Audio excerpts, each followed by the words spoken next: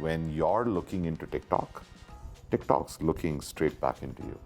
Dude, envy is the fuel for social media and it acts out in different ways, right? Time spent in China on short video is 2.5 hours a day. We weren't ever programmed to go through so much. Either happiness or sadness. So much. Are you in a relationship then? Why all of you so interested in my dating life? It's fascinating to me. So we're talking about people pissing on the plane. What do you think about it? Is it something that should be encouraged, discouraged? Why do you think they're doing it? Like what's in it? Like, My first thought was somebody was piss drunk. and he didn't know where the bathroom was. Yeah. He just wanted That's to. what I Yeah. thought. Yeah. That's what I thought But- about. I mean, unless you're a major attention seeker, there's no other explanation. I'm a major attention seeker and I've gotten away with not pissing on people. I took And it only happens on. Yeah, why is that? Yeah, it's funny. I mean, it's happened. It doesn't happen. It happened comes, once. It comes. It happened All the planes twice. are from US. What happened twice? Yeah, it's happened twice. Oh, wow. Do you think it could also be because there is one loo and it's a long haul flight and people are not able to wait? I don't think it's that. No? I don't think it's that. Is it a problem? I With the, think if it was that, then you piss yourself, right? You don't piss on somebody. Yeah. And you're also intoxicated for some reason at that point. So it's the culmination of everything together. So I was on that flight, the brand which we will not name, otherwise we'll have to edit it out. And you're sitting on that flight, and usually I sleep on flights, but I was awake, okay? And I was sitting with a comedian friend of mine.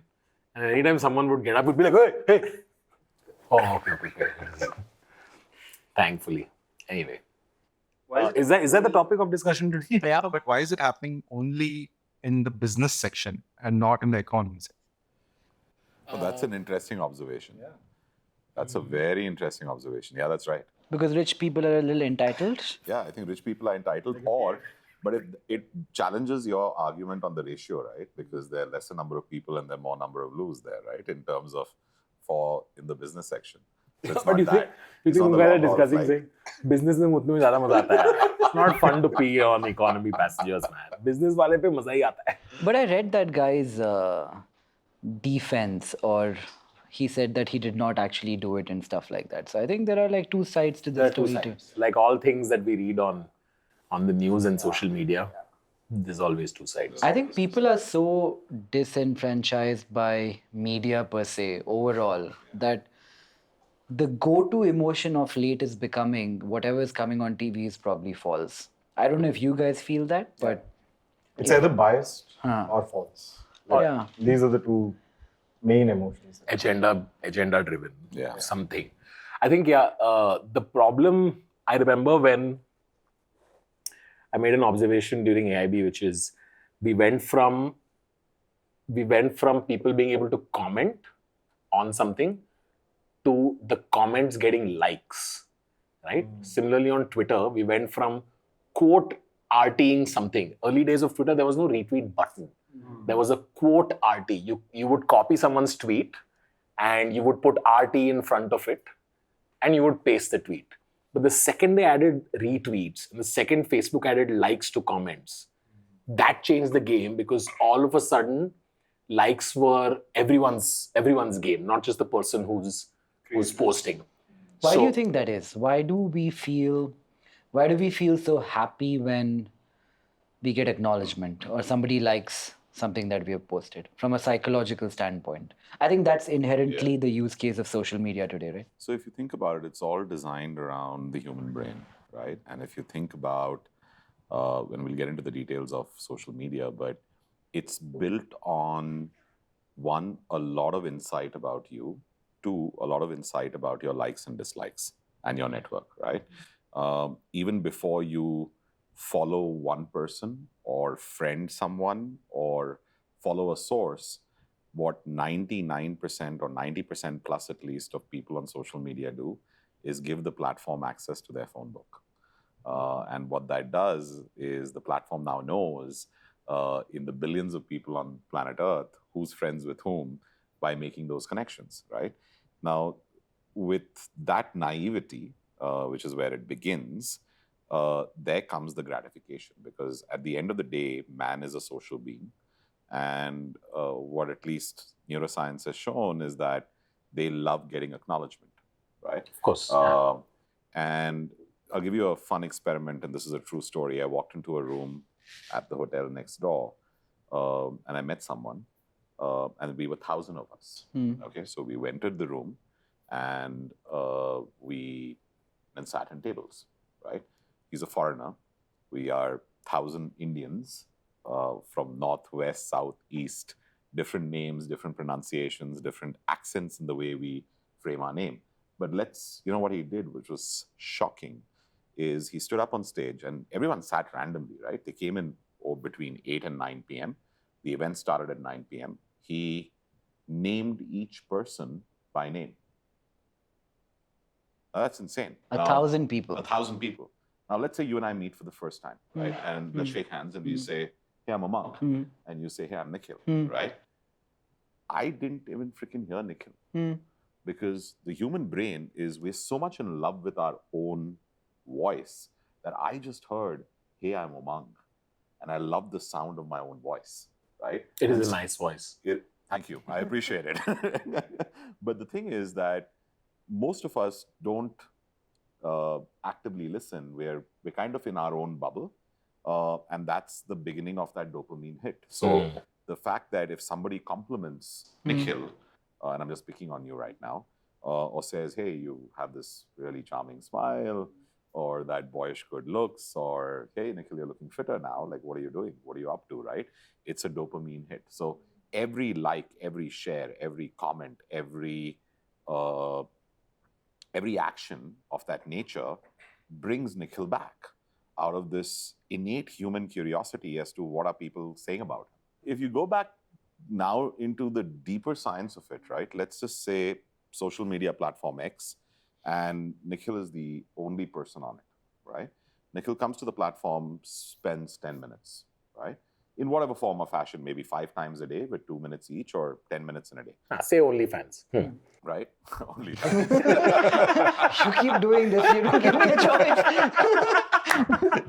Keep getting cut.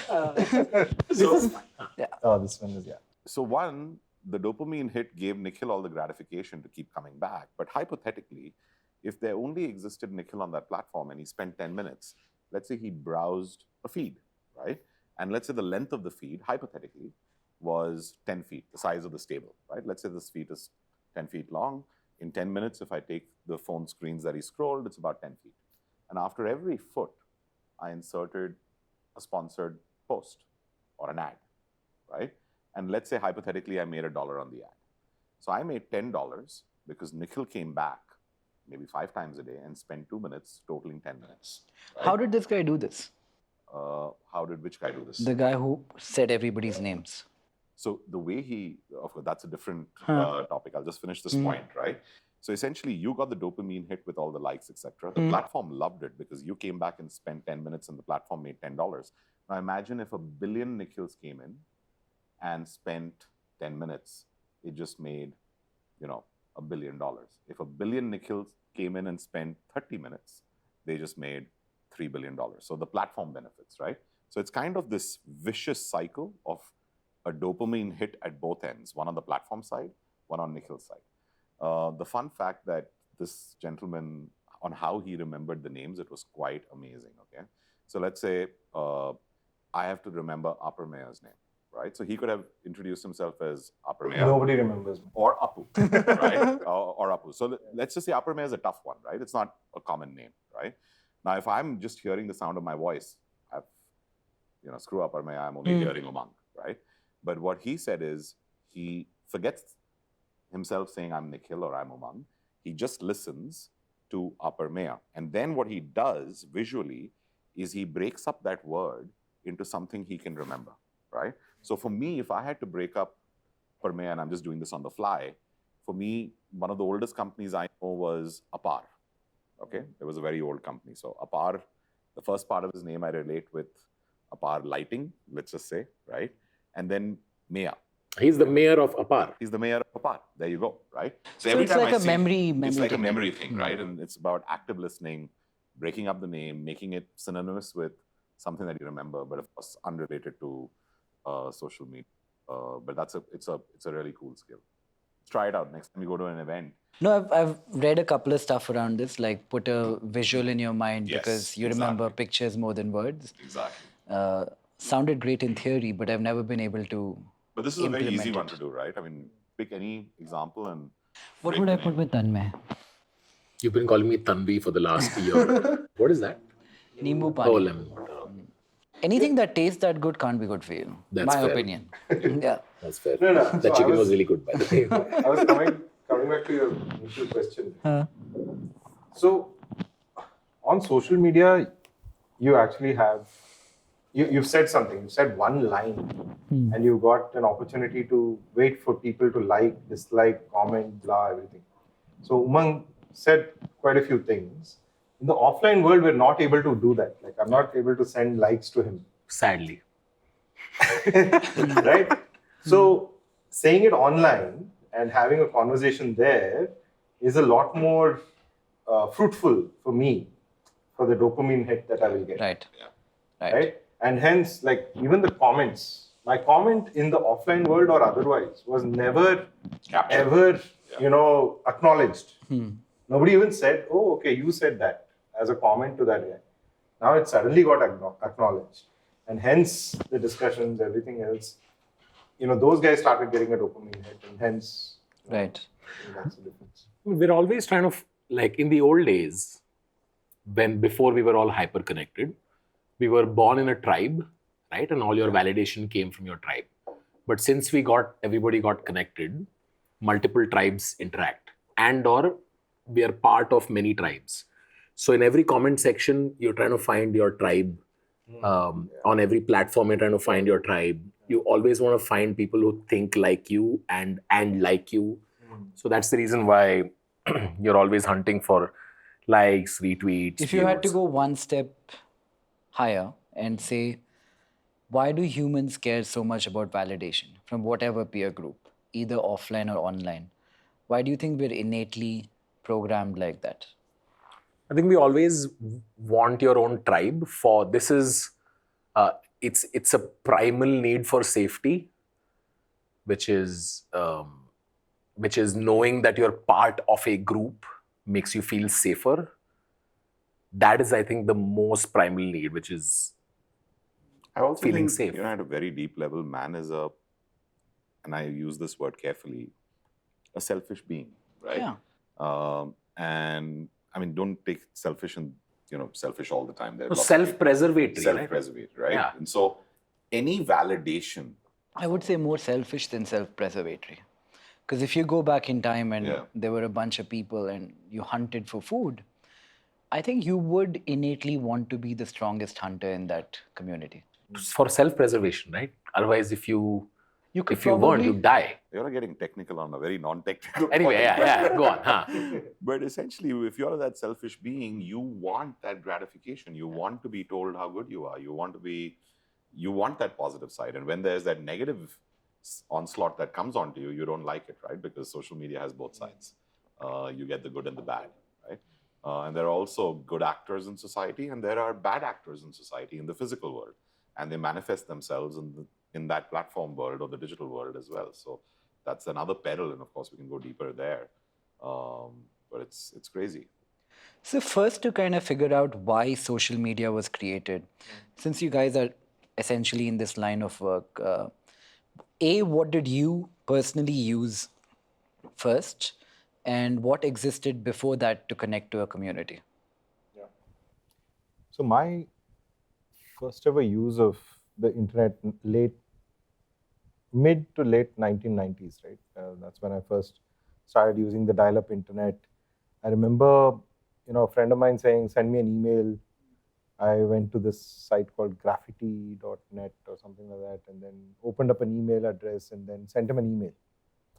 As in, I could talk to him on the phone, but this seemed something new, some cool thing that I could do. Send him an attachment of something, and he could open it there and see. So that itself was very, very cool. And then that got me interested to see what else is there. And then a friend of mine who was browsing with me in the internet cafe he was logging into chat rooms, ICQ and Yahoo chat room. Yeah. So was that the need first? Do you think communication led to social media? The Yeah. need to communicate? The need to connect. The interesting part is somebody sitting across the world I could connect with, and it's not part of my friends and family network. So if we were to assume today's social media is about alleviating insecurities, creating a social ladder, when do you think it changed from connection to what we have today? And why do you think it changed? So I have a broad philosophy on, each network being for a reason, right? So initially, just connecting with people we know was cool enough. Like Facebook is a friends and family network. And when you post there, you will get positive comments mostly, unless you're a public celebrity like you guys. And of course, Tanmay. Like There's him. no reason to point at me twice. So Facebook is a friends and family network, Right. and you will post holiday pictures. I got married, I had a kid. But why are you posting your holiday pictures? Why do you want other people to see where your holiday? It's the quickest way to update a person. But do you think it's to update somebody, or is it to say that in a very subconscious way that I am doing this cool thing which you are not, and create some kind of a social hierarchy? Yeah, It's it's absolutely Both that, right? Yeah, It's of course. let's all agree that nothing to do with updating. update to get back a reaction saying, "Oh, you went on a holiday to Spain. I've never been there. You're cooler than me." It's offline behavior taken online, right? Offline also people do this. Look at my new dress. Look what I bought. Look at the painting on my wall. It's that, but taken online. And then you had to go meet them at a wedding or some other place to update all of this and get those reactions. Is that why people are less social today than they were historically? Because they've already got the reaction. The incentive to go to public gatherings or belong to a community is lesser now? Yeah, it is physically, yeah, it's a lot lesser. Because you can be part of 15 communities online. You can have 15 different identities online, and that's a very interesting point that you just brought up. And I was reflecting on what made some of the most powerful social media platforms this big, this large, and this powerful, right?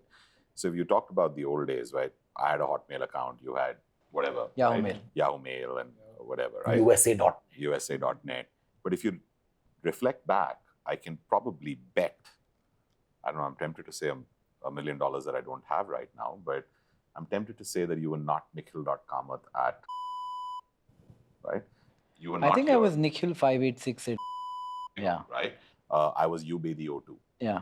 Because O2 was my first smartphone, the O2 ThinkPad, and I was UBaby02. And somebody was hot guy, cool gal, right? Then you... Hot guy. Right? I was Tans_crazy. Okay. There you go. So then you graduated into these messenger rooms where, again, you further obfuscated your identity. Correct. Okay? Correct. So, and he talked about multiple identities. But the interesting fun fact, if I reflect back, the first platform where, Tanmay Bhat was Tanmay Bhat and Umang Bedi was Umang Bedi and, Nikhil Kamath was Nikhil Kamath was Facebook. It potentially had real people with real identity. That's what made it very powerful to bring in real identity data, right? So, and compliments to Mark and the entire team on how they built that out. But to get people to be open to share, because I remember we all went through this phase where we don't want to reveal who we are on the internet. But suddenly we felt comfortable doing it on social media. Why was that? It was kind of a... I think he linked it to colleges first. So which is a network within your own college. Yes. So there was built-in trust Yes. that the people on the platform are people on my campus. Yes. No, so You could only log in with your .harvard.edu. Right. Yeah, that's right. no, the use case was to bring your offline network online. Yeah. Right. Also, Like just to whoever knows. digress a little bit, do you think that will be the next revolution in social media where all the fakes are removed and But there is... Elon's trying. He's trying. So there are open networks, closed networks. Facebook, LinkedIn, all closed networks, right? You have a offline professional network you're replicating online. Yeah. Is LinkedIn, Twitter, Instagram half because you can But also would you make say it they're closed. too permeable right now? So even though it might be a closed network, there are a lot of replicas and fakes and stuff like that. And No, there on LinkedIn, I will only add past, present, or somebody in the future I want to work. right. So there is an intelligence of do I know him from the past or will I know him in the future, right? But on a Twitter or an Instagram, which are open networks, like even on WhatsApp, you will not find a fake WhatsApp guy. It's all real people that you know, right? So again, a closed network. But on open networks, this is the problem, where anybody can follow anybody. Which is a very Twitter and on our platform, Koo, right?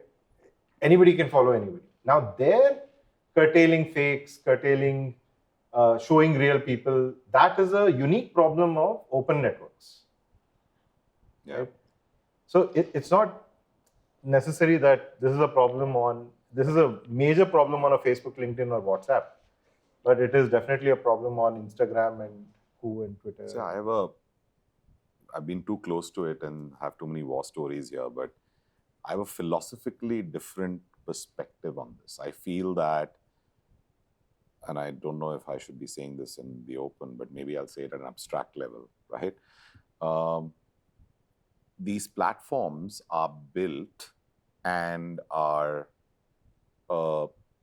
monetizing user data, right? At the end of the day. They're monetizing behavioral data, they're monetizing personal data. If I were to ask, like, since you were the CEO of both Facebook and Insta India, what level does that monetization go to? Is it figuring out my preferences to show me an ad? Or how far does it really go? Just take a knife and stab him. Like, do you want to kill me?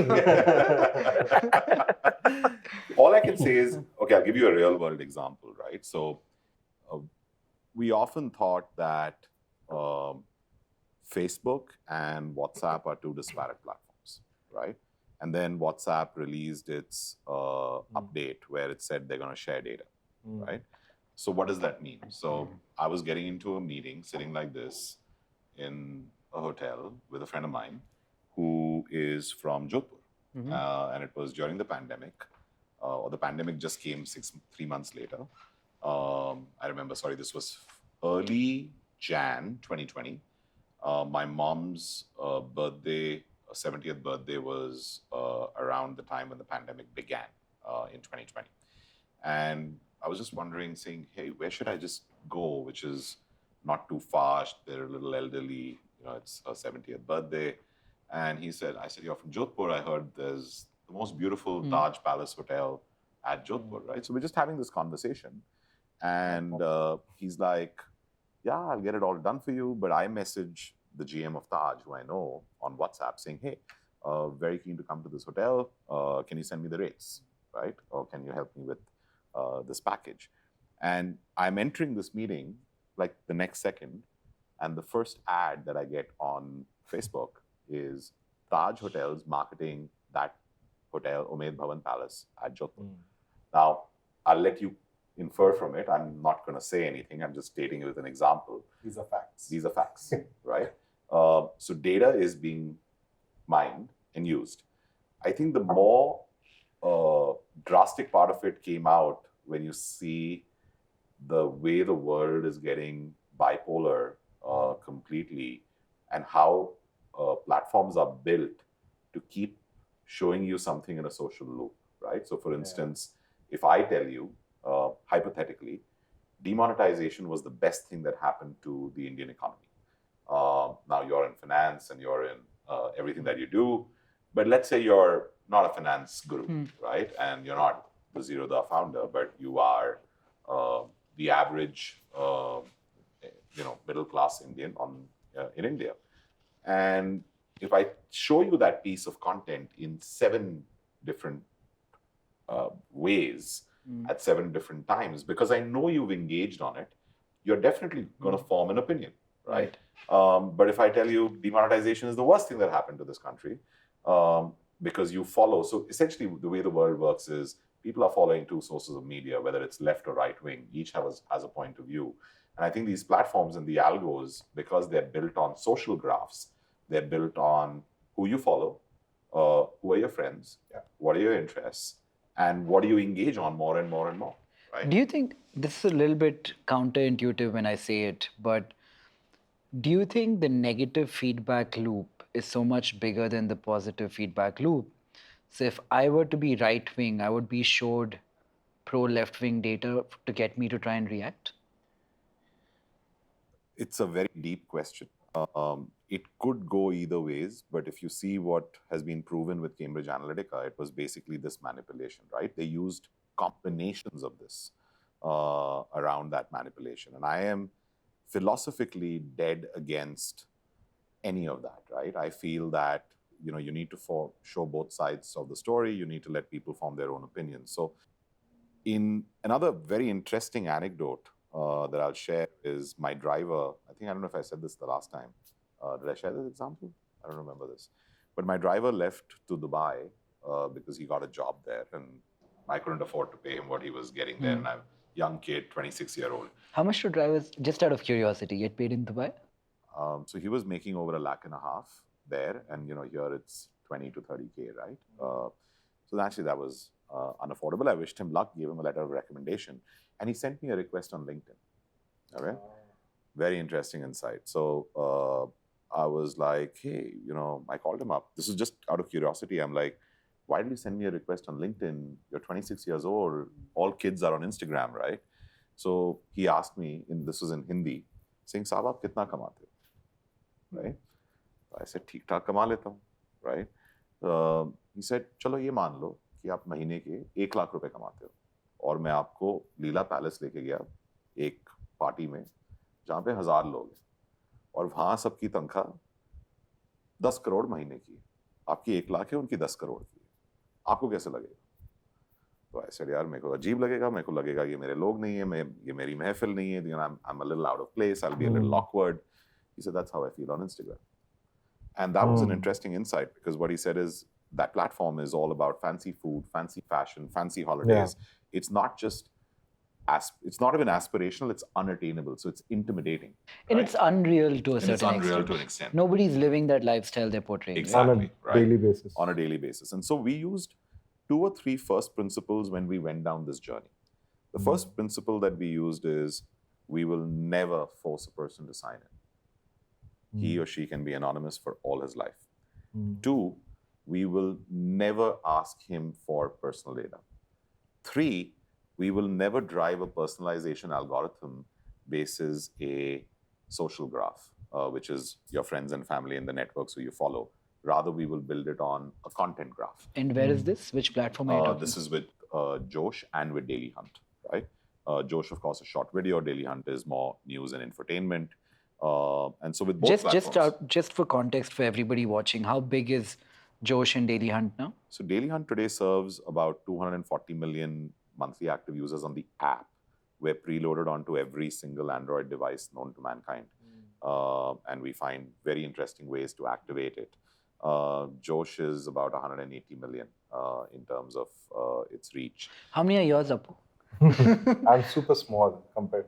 Like at our peak, we were 10 million monthly active users. Right, but I'm guessing they're different gauges. Yeah, they're different gauges, and we've been, you know, Koo has had a very, very interesting growth around growing organically and growing very nicely. Yeah. We admire what they're doing. I think between you guys, are you the biggest social media platforms, Indian ones? Yeah, I would say yes. Yeah. Anyone else you can think of? ShareChat is a social platform. No? Is it? Big. Yeah. Is ShareChat truly a social platform, though? It's more for whatever we've seen in terms of the use case. Is sharing WhatsApp shares. So good morning, good nights, those messaging. That's how it began, and there was a lot. They started doing content as well. So in India, you basically divide India into A, B, C, D. Yeah. Right? A is your celebrities. B is English-speaking India. Is the funnel top-down or bottom-up? See, if you do top-down, you monetize more. If you do bottom-up, you don't monetize at all. Yeah. Right? At Koo, you're doing top-down, so you go to the influencers first. Same? So that's so how you have to, like, if you have the ministers, sportsmen, And what is Bollywood the guys. incentive for them to come onto a new platform at the very beginning, at the cusp So of you being born? with Koo, we've kind of like made them, so thoughts and opinions platform, there's only Twitter till we came in, and Twitter is primarily English. So celebrities and English speaking India in a bubble is what Twitter is. And just focusing on We've- India for one more second, how big is the social media consuming audience in English and how big is it in Hindi? So 240 million Indians can read, speak, and understand English in some format. About 200, 250. About 560 million Indians speak and communicate in Hindi. About 250 million Indians is Tamil, Telugu, Kannada, and Malayalam, right? And about 150 million is Bangla, Marathi. Gujarati, Marathi, that side, and Bangla, Odia is another 100 odd million, right? So you add this math up, it comes to about 1.15, 1.2 billion, right? But if you really think about Bharat, which is the use case that we solve for local content. If you search for hashtag food on Instagram and hashtag food on Josh, it's chalk and cheese. Ours is very desi, very Indian, very basic, whereas that's very international, right? So I think the principles that we used is, one, it supports all Indian languages. Two, you never sign in. Three, we'll never personalize with your social graph. We'll build a content graph, which basically means we'll try and understand what kind of content you consume at what time of day. But then, if I just let's say you only consume fitness content. Just take that as an example. If I just kept showing you fitness content, your feed's going to get really boring, right? Like how many boys and girls will you look at working out? Right. But maybe I'll show you an adjacency, right? Maybe I'll show you something in dance or something in stunts or in healthy food, right? That's a great example. So I'll try and diversify and try and sample content to see, hey, is that working? Or today is Holi. Let me show you something on Holi, right? Does Nikhil engage with it? So that's how we build a content graph. And then the fourth thing that we did from an AI perspective is when we see diverse perspectives, take the example, demonetization is good. If you're following a medium or a media that says it's good, we're going to show you one that shows you a diverse perspective. And then you make the choice, right? And so that's something that we've done very consciously to avoid this confirmation bias that social platforms are inherently incentivized to. Because don't forget, if you think about what I said earlier, the incentive model is very simple.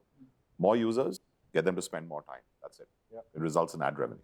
So, Umang, on that, so don't you think in the future, let's say I use your data or Nikhil's data on your behavior on my platform, and then I made $100 through the year. If I gave you back 40, right? That is not happening today on any platform. But if I did give you back $40, you'll be okay with that sharing of data because you're monetizing your own data, which you never knew that. So if there is transparency around, and I give you a report at the end of the year saying I made this much money off you, I'm paying you this much, I think India will go nuts. It's an interesting use case where you pay the user. I've not thought of that. Yeah. So we actually run a loyalty program on Koo. Can I just ask, say I am a user who spends 10 minutes on Koo a day. I click on 20 different things. How much would that amount be? If you were to monetize me the more I can monetize, the more what I'll would pay. that amount be though? The number. Would you earn 10 rupees from me and you give back 4? Is that the ballpark you're thinking? Yeah. So as in, finally we want to get to a place where I will share at least 20-30% of what I earn with you. But I'm trying to figure out if the scale is exciting or enticing enough for somebody to, kind of go in for that. Is it like 10 paisa a day that you would earn, or is it 100 rupees a day? There is. I would say that there is enough money in the game. Look at it this way. None of the global platforms pay creators. Except YouTube. But even if you take in comparison, if you were the same creator on YouTube in the US versus India, correct. It's dimes, right? And YouTube is more of a consumption network. So not really a social media platform, right? I'm just talking about other social platforms, right? We've also started something similar wherein you pay someone for driving a certain behavior, consume more, spend more time, like shares, etc. You'll be surprised that money can be fairly meaningful. It could range from it depends on the level of engagement, but it can start from 10, 20 rupees and go up to a couple of hundred, if not thousand. Which is life-changing for many Yeah. people. We've done various levels of giving back, and behavior changes extreme. So what would happen next is you start paying me to be on Koo. I make 100, I make 500 rupees. Then I get obsessed with clicking on Koo. Till the point where He made it sound the bad. amount of money I make from clicking on Koo starts to diminish because a lot of people start doing it. Does that work like? Well, the big guys will never do it. Yeah. Because they lose money. So you're saying you'll create this ecosystem of people. We have this in the stock market. We call them market makers or jobbers. Yeah. So they would sit on the boundary and do this as a vocation and make a wage from it. No, so this is for every user. It's not just for the market makers. Yeah. It is for every user to be incentivized for having used your data if I ever use. If you don't want me to use your data and you don't want the money from it, then you pay. You buy a subscription. Right? Buy a subscription, do something else. This is the user side. Nobody in the world of social media has done it. What if one were to argue that why will I pay a social media platform, take a subscription, then give them my data, which they No, you either do this or that. Either that. So then you it's an don't. ads-free Then you don't experience. take. It's an ads-free Right. experience. It's Right. So on the other side, so user is very happy independently, right? And then on the creator side, as Umang was saying, nobody pays the creator, right? Yeah. Right. So what needs to be done is ad share is definitely something, but next month, as in this month, end of this month, we're creating something called Koo Premium, where you as a creator can run a premium channel. Right. Yeah. Anupam Kher has 4 million followers on Koo. Now, if you can convert 5% of them into paid subscribers, he starts making meaningful money. Right. And he will go and then tell all the followers on platforms where he doesn't make any money, like Twitter and an Instagram and everywhere else, Right. to come and follow him on Koo because that funnel is now ready. Right. So grow his 4 million to 20 million and 5% to 10%. That'll become his goal then. Very interesting. So, Can you also finish that journey you were talking about? We're all slightly different age groups. So it'll be interesting to know, like, just a quick minute on you went from your email, you went to email even though you had a phone because somebody asked you to. Yeah. Then you went to Orkut or whatever. What happened next? What happened between that and starting Koo? Oh, yeah.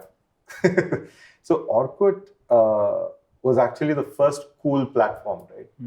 That everyone entered. It was a more open network where anybody could go on somebody's wall and say anything, right? And the experience, so at least, It was owned by Google, no? Or no, they Google bought it later. Google bought it. They bought it later.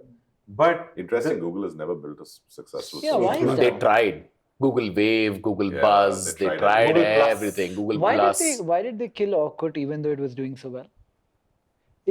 Facebook took Facebook over took over. for the same. So what did Facebook Orkut, have? then MySpace happened, and then Facebook took over. So what did Facebook have that Orkut did not? So Facebook had more privacy. Like there was a handshake that was required.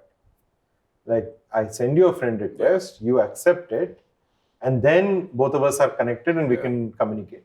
Orkut didn't have that. Anybody could come to my wall and say anything. But wasn't that like an easy thing for them to No, fix? that was like a feature. They fixed that. I mean, you could send friend requests on On Orkut. as well. But that was a later, after Facebook did it. right? Maybe. So Facebook just did a fantastic PR exercise across the world to just take over the world. See, the value of a social network is how many of my friends are already on it and how much of relevant content that I want to see is already on it, right? Yeah. So Facebook did a really good job on three things. One, making those connections which were secure and ensuring that by the time you came on, there were at least 20 people in your social network. I think the magic number was 7. Yeah. Right? 7 friends you've added, you're done. You're done. You'll be there for life. Correct. So that was one. Two, this was something that they did well. They incentivized a lot of creators, not by paying money, but just by saying, hey, we'll help you reach a larger audience, right? So publishers, creators, all of that came onto the platform. And they did that really well in English. But the problem with local language was when I was a local language user, let's say there were 250 million people on Facebook. If a Gujarati user came in, he didn't see too much of Gujarati content, and he didn't have any of his friends. It was a chicken and egg problem, right? But the initial part they did really, really well. But if you look at what's happening now, it's lost its relevance. It's my view, right? And I think content graphs are taking over the world, and the biggest example of this is TikTok. TikTok is eating everyone's lunch in the US, right? Because Why is that? I think we spoke about this the other day, but we were not recording it, right? You were saying the number of creators to the number of people. So, at least if I could be, if I could ask you a question, what's your behavior? When was the last time you posted on Facebook? I post quite posts? often. You do? Yeah, Okay. see, but what I do is I think once something goes on a certain platform, the person just replicates it on all. No, On all of public, them. Yeah. see, public See, that's- figures behave Yeah. differently. Yeah, leave what you're doing for work, Huh. right? Like you're posting an article or an award or a feature that you've launched, you'll put it everywhere, right? I would do that with Dailyhunt, and I did it this morning again for our espresso feed on Instagram. But when was the last time you posted something truly social or personal on any of these platforms? I do actually, You do? once in a while, yeah. Once in a while. But I think I'm an exception to No, the he rule, has not at all. followers. See, the average Facebook user doesn't have followers. Follower is a friends. concept that Yeah. has come later on Yeah. Facebook. Average person has friends, Correct. and those posts are not happening. Correct. But I saw a number recently that showed that Facebook is still like the most active social Like platform. my right? mom is hooked on it. Like So my it's dad older spends audiences. 3 hours on it. It's older audiences, right? So today, if you look at any of the kids in this building or in this vicinity, There are no kids in this building. maybe, but ask around. Can I say a funny story? Yeah. So, me and Nitin, my brother, and my mum and my dad, we're all friends with each other on Facebook. So, a couple of years ago, we didn't go to a particular wedding. Like me and Nitin did not turn up because we were stuck somewhere or whatever. Of a relative of my mother. So she goes on Facebook and puts on her wall, I have the worst kids in the world, tags at Nikhil Kamath. That's how important Facebook is to her. Got it. You know, that is her world. That is her means of, Expressing Yeah. to the world. yeah. No, it is. But today, when I look at it, globally, three things are happening. One, people don't find Facebook relevant anymore in terms of younger audiences. So that's a known fact. It's a absolutely known fact. It's there in India as well. Two, they find the ephemeral nature of messaging and communication a lot more powerful. It beats me why, but that's why. That's based on use case. It's a use case, right? I understand. I won't go there. But it's suddenly become popular. But three, I think why TikTok got so popular is the algorithm. When you're looking into TikTok, TikTok's looking straight back into you. Meaning, so it's just showing me random content, right? But I don't know if you used it. I have never. Okay, so if you do, you'll find that you could whale away hours on it because the feed Like is flipping channels on the it's TV. it's so personalized. My feed is very different from your feed, is very different from your feed, and my feed is dynamic. It's not in a boring old loop. It's showing me really Why is interesting. that so addictive, that whole switching from one thing to another constantly for so long? Because I just remembered when you said this, I do it on Swiggy. Yeah, Like I just keep scrolling restaurants and dishes for 1 hour. yeah. Even I do that. know? I do that. But why? Curiosity, right? It's curiosity. It's about what your mood is. But let's say Nikhil Kamath comes in from urban Bangalore and I show him gaon wala content. Now, that's not going to be relevant for Nikhil Kamath. But let's imagine that I've not asked Nikhil Kamath to sign in. I've not asked him for any preferences. I'm just driving a few pieces of content.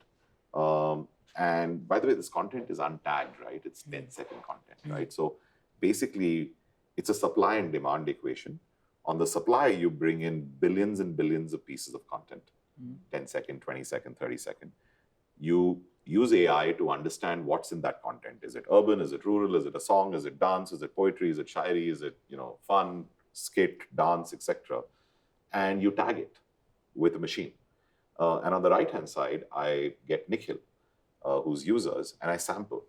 And dynamically, the AI then marries what I believe is Nikhil's implied preferences by the amount of time he spends on a certain kind of content, by his likes, shares, comments, if dislikes. Instagram showed you, or TikTok or whoever, Josh, showed you food videos of restaurants around, Yeah, you'd spend time there. Yeah. yeah, there you go. And not Swiggy. Yeah. You hopefully will see that personalization. No, 100%. One of the on Josh. favorite things I like to do is to go to a supermarket. I just love that experience of walking down and looking at everything, you know? What would it be like to consume this? Hey, just on a What would fun it be like fact, to consume this? on a fun fact, I tried this app the other day called Just My Roots, Okay.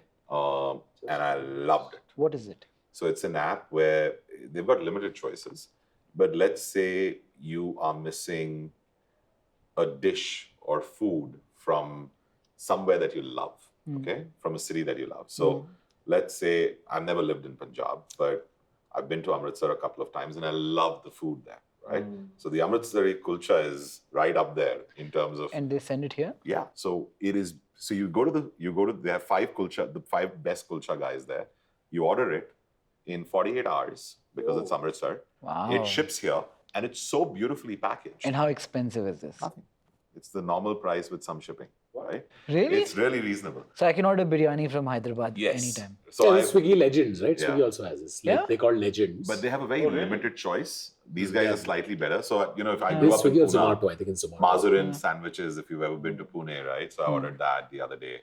But what I really loved is that they had this option called Maa ke haath ka khana, which was pretty cool. So my mom's in Delhi. So they pick it up from your home. And so all you got to say is how many liters of food or, you know, capacity is your mom going to make? So, you know, I asked my mom, hey, I'm sending this. I thought they just box your mother and send her. But they sent me, she cooked food and it was 6 liters. And how do they do it? They flight? They fly. So 6 liters from Gurgaon to Delhi, to Gurgaon to Bangalore came in 24 hours. And how much did that cost you? It cost me 1,600 rupees for 6 liters of food. I mean, imagine this box can accommodate a liter. Product market fit and a lot of marketing. Yeah. So I didn't want to do marketing for another product, but I just loved it. Just loved it. It was like, it was great, man. You get your home food. And all of us are suckers for our mother's cooking, aren't we? So Tanmay, you're probably the most popular social media person in the country. Not in the country, but sure. On this table, yeah. I like how he knows it and he's still, you know, like trying to figure out if he should contest it or not. I don't want to be the most popular person on social media. It's too much. Okay, tell us about how you got into this. Because honestly, we've been friends for so long, I've never asked you where you grew up. What was your first experience with social media? I think, I mean, like everybody else, I did the Orkut journey. I had my MySpace phase. I had my Facebook phase. And then I got onto Twitter. And my first audience that I built was primarily on Twitter. Because at that point, like in 2009, I was on Twitter in 2009. I had just gotten into comedy then. So I used to wake up every day. So was it comic content which got you your first audience? Just jokes, right? I would spend 6 hours a day writing one-liners on Give Twitter. me an example. Example of? What you used to write back then. Oh, in 2009, I remember there was a Commonwealth Games phase that was like really, really popular at that time. All kinds of, it was happening in India. All kinds of stuff was happening. So there were a bunch of the early guys. It was me, Rohan, Ashish was on it. We all used to write in general. I was writing for magazines. I was writing jokes. I was writing funny articles for Mumbai Mirror, etc., etc. And here came a platform where I could flex my writing. So I would just tweet from morning to evening on anything newsworthy. And if like a cricket game was on or if there's a big news event, that means maximum engagement on whatever you wrote. So I got my first 10,000 followers. Is that a good tip for anybody trying to get bigger? Like talk about... Oh, I have a full presentation on this, but I'll give you a basic idea on what. How does somebody starting off today become as popular as a fraction of us? So just a general engagement tip, right? One, anything topical is always going to get engagement on any platform. Describe topical. Today the test match is going on Yeah. between India and Australia. So a tweet about the test match will get massive engagement. A reel about the test match will get decent engagement. Correct. I uploaded a YouTube video today which is called The Indian Team is Savage. If it was 2 weeks ago, then the Siddharth Malhotra, Kiara Advani wedding would have gotten you engagement. Whatever is the topic of the day, Okay. that'll get you huge engagement. In fact, at the IB, I remember PV Sindhu was either going to win gold medal or silver medal. We had memes ready for both, right? Because the trick was to put it out as soon as the event happens. Is that the trick? The latency between when the event happens and when you On post? Twitter. Or is it also how contrarian your view is? So I'm getting to that, right? So topicality is the number one thing, which if you can be topical, you'll get maximum engagement. Anything that becomes a popular sentiment. So for example, any take that becomes really popular creates a market for the contrarian take automatically, because everybody wants to be different. Yeah. So if for a long time you keep saying dry Maggie is great, one day someone will get up and be like, actually, if you think about it, soupy Maggie is so much better, guys. And you will automatically have 10 people agree with it saying, yeah, you know what, that's true. Because people want to be contrarian. People want to be different. People don't want to fit into what everybody else is agreeing. The internet is a funny place. People share relatable memes to be different. Like it's such a paradox if you think about it. So everybody's sharing stuff. Everything that's on your profile is you building your brand, right? Including your opinion. So one is topicality will get you engagement. Extreme opinion about anything will get you engagement. High positive sentiment usually should give you engagement. Does it? Yeah, high positive sentiment. You'll see a lot of folks. If you tweet out saying I had a baby, right? That's usually if you tweet out a tweet thread about how amazing Rahul Dravid is, probably get engagement because a lot of people would want to agree with that. Nostalgia always gets a lot of engagement because I would assume people come together on the negative a lot more than they would yeah, on of the course, positive. a lot more than the positive. Yeah, Right. but if something positive happens and you join that bandwagon, you would naturally get engagement. Dogs, babies, that kind of stuff gets engagement. Nostalgia. Also on dating sites, right? Also on dating sites. Dogs, babies. Nostalgia. How many are you on? I'm on all of them. Oh, really? Which one works best? Are we talking about social media platforms? Those are social media. Yeah, those are. Those are. I've never been on a dating platform. I don't know what that means. So I just. Okay, which one works best and which one for somebody who's as popular I as you? mean, works. For me, everything works really I well. can't believe you always somehow come. You're trying to bait me and I'm falling for the bait. Or Tinder, Bumble, or is there something new? There's nothing new, I think. I mean, Instagram is the new dating platform. Right? Really? Look, any social media platform, if with decent network effects, like sliding into your DMs became that phrase, right? Like, so any social media. Dude, a couple hooked up on Brazil Koo. And you were watching? No. I mean the conversation between them. It came back to us as, oh, I met this we guy. met this girl on- Koo. Okay. No, we weren't spying. We don't have access. But Extremely that's a secure. very interesting use Yeah. case we should talk about live. Yeah. So if Yeah. a girl were to chat with a guy or chat with another girlfriend of hers and say, this is what I look for in a man and stuff like that. And a guy in another part of the city is chatting with his guy friend and looking saying for the the same. girl, would you show this person the other person and recommend a we connection? can't read DMs. At least we can't. Yeah. This example, but You guys suddenly look awkward when you're saying that. we don't read DMs. But we don't, yeah. Right.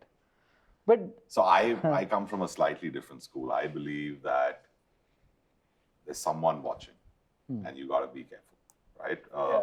I On the don't internet- believe in messages that this conversation is encrypted. Because if you go to Google and say, how do I decrypt an encrypted message on platform X?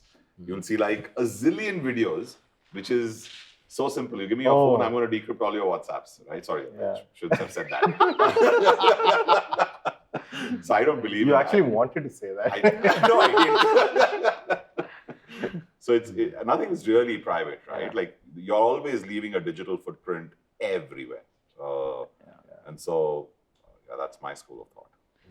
You were saying something very interesting. How to get more How to engagement. get You more started tweeting 2009. I started tweeting 2009. I got my first 10,000 Start followers making on Twitter. jokes.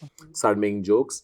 Then at that point, Why I did think you think of starting to make jokes on Twitter? What were you doing at that time? Which city were you in? I was in Bombay. I was just starting to do stand-up. I used to write for television. And How old were you? I was 23, I think. Yeah, 23. 24. This is 2009, right? I was 22. So I just started making jokes. I got my first 10,000 followers on Twitter. I scaled it up to about 100K. Then actually everybody at AIB met through Twitter. Oh, And interesting. in fact, a lot of comedians were born on Twitter by making jokes. Because 140 characters, the news became the most dominant thing on Twitter very quickly. Everybody discussed the news. So the hot topic of the day, whatever it is, you'd make jokes. I scaled that up to about 100K. Then AIB happened, and then YouTube was running a program called CIP, it was called, I think, Creators in something, where they asked us to get into the program and start making YouTube videos. And that was our foray into video. And then I got into Instagram much later. But one trend I've seen is that if you're really big on YouTube, you are likely also big on the other platforms, but not vice versa. Sometimes you could be really big on Instagram, but nobody follows you on YouTube or Twitter. Right. But if you're a massive YouTuber, you will see millions of, if you have, say, 10 million people on YouTube, you have at least a couple of million on the other platforms, even if you're not super active on it. Do you think I would call myself an outsider in the world of creating. Do you think YouTube has found a bigger use case today than Instagram, Facebook, Twitter, everything else? Because there is a lot more educational stuff out there. I'll give you an example. Like I knew we were doing this today and I wanted to find out what's happening, which is new and innovative in the world of social media. I could not get that on Instagram, Twitter, or Facebook as easily as I could watch a Lex Friedman podcast on social media and get it on YouTube. YouTube has replaced television for me many years ago, actually. To me, that platforms, but like YouTube gets a lot of flack, but what they have done over the last decade is pretty phenomenal. Being a YouTuber is a legitimate job and an occupation now, which is to me like being a tweeter or is not a thing. Correct. I think that's the first thing that they did really well, which is make the creators make money. Like creators make a ton of money on YouTube. Mr. Beast makes a ton of money. I mean, if like the Can you tell us how much? Because we don't know. I mean, I'm sure you guys know. I don't know. 20, 30, 40, 50, 100 million as well, 50 million plus. This is in dollars. In India, the CPMs. In India, the CPMs are way lower. You have to be a creator in the US. Yeah. In the US. You're paid the No, but even the CPMs creators on in India are making a CPM in cost per million, cost per thousand. impressions. So if 1,000 monetized views, what do you make? Like India is sub $2. Yeah. But in America and I think in the Scandinavian countries, it's like 10, 12, in some cases $20, depending on the niche you're in. One more level of personal question. It's like, if you put out a post or a video on Instagram versus YouTube versus Facebook, don't tell me the exact amount, but what is the amount of money you would make as a percentage of each other? Zero on everything. Zero on everything, but I mean, YouTube has ad revenue. YouTube has ad revenue. It's ad revenue. I get no money when I post on Instagram. Nothing. Yeah. Nothing. You don't make any Unless money. you post on Josh. Now Instagram is starting. They're just rolling it out, which is for short video you start making money. Just like YouTube also rolled it out. They rolled out revenue on shorts. But then you do brand deals on Instagram. I do brand deals on Instagram and everywhere That's else. too much more effort. Here you just post the video and you're making money. Yeah. Because there's an ad plays, right? money. Yeah. And so interesting that YouTube did this, which is at some point they gave creators the ability to place multiple ads depending on the length of the video. Yeah. Right? So that's why overnight you saw creators were making 6-minute videos, who suddenly started making 10-minute videos, right? That crossing that 10-minute mark became important. So people started having, 2-minute outros just so they could cross the 10-minute mark, because I replaced 2 ads. Today, if I post a 20-minute video, I can choose where all the ads can go. The only thing that YouTube still hasn't done is they still haven't let creators be involved in the auctioning of their inventory, so to say. I still don't know details about when people have bought inventory on my page. I notice it from the comments when people are like, But you can pick which. I have no control over the advertising It's a side of my full channel. black box. Right. See the difference, and it started historically. And the only point that I'll add is I consider Tanmay a professional. Right? He is a professional creator. This is not a fly-by-night Joe, right? And I keep coming back to what TikTok did. It gave a platform to a fly-by-night Joe. Yes. Right? So Faisal Sheikh, who Fesu, yeah. right? He has 68 million followers on Josh, right? He was earlier on TikTok, had about, I think, 20 million followers. And how much money might he be making from this? The little that I know is Faisal Sheikh spends half his time in a very fancy hotel in Dubai and, drives a very fancy car. And I can tell you his earning, I don't know hazard a guess, but I know he's making multiples of millions of dollars in a year. And this was a kid who, prior to TikTok. But you can make revenue on Josh by posting videos? Yeah. Is it like YouTube where you do a split between creators? So because the video doesn't play inline in a short video, you can't share ad revenue fairly, right? Because the ad will come in between two videos. videos. So who do you attribute it to, right? Got it. So what we're doing here is that depending upon the engagement on a person's post and his quality of content, there are several metrics, tiers by which creators make money. Right? And it's all pay for performance, right? So you make good quality content, but someone like him, or for example, we had this kid called Vijita who we found somewhere, right? He got he was a great rapper and he has a music label deal with T-Series, right? So you basically find talent. These are unknown, inane people. The problem with at least what I've seen when I speak to these creators, actually YouTube, to your point, has every damn piece of content on the planet in terms of video. The problem is the discoverability of it. If you think about it, it's very search-driven. It's very search-driven, and everybody's lazy and feed-based. Yeah, but they do give you recommendations after you watched a that's based on a search. That's based on intelligence. But your first thing when you enter is based on a search. Now, just imagine you want to search for a Tamil song, and you can't type in Tamil, right? And so now, of course, they've introduced voice search, right, which is a far better version. So what's happened is when we talk to local language creators, they have all the content, but they don't get the discoverability, right? So if you notice, YouTube, again, is dominated by Bollywood music videos and certain number of But they channels. say that in English, not in Hindi, right? Yes. How they title the song. Yeah. So I think YouTube YouTube monetization for the creator can be disruptive. Like we've started sharing ad revenue with creators for videos. We've even created so if you put 4 photos on a post, the 5th one we're going to make an ad and share that revenue with you. So all of that we've plugged in, right? So you'll start making revenue on Koo. The guy with the max distribution can actually disrupt YouTube because YouTube is a repository. Yeah. So if you see somebody's most followed account in social media, they might have 10 million followers on Instagram, but they'll still have 1 million on YouTube. Because getting a subscriber on YouTube is very difficult because the social behavior of subscribing is not what they've gone after. So if Instagram starts doing what YouTube does, YouTube will be forgotten. They can actually make more money. So this I'm talking 5-10 years. Right? The guy who doubles down on incentivizing or sharing most revenue with creators will win. Do you think, can we reach a consensus that YouTube is somehow in a weird manner leading the pack of social media? I wouldn't say it's social media. It's not social media. It's a creator It's a TV tool. channel, right? Right. It's a tool Which can pivot into social media? No, it can't pivot. It is what it is. Yeah.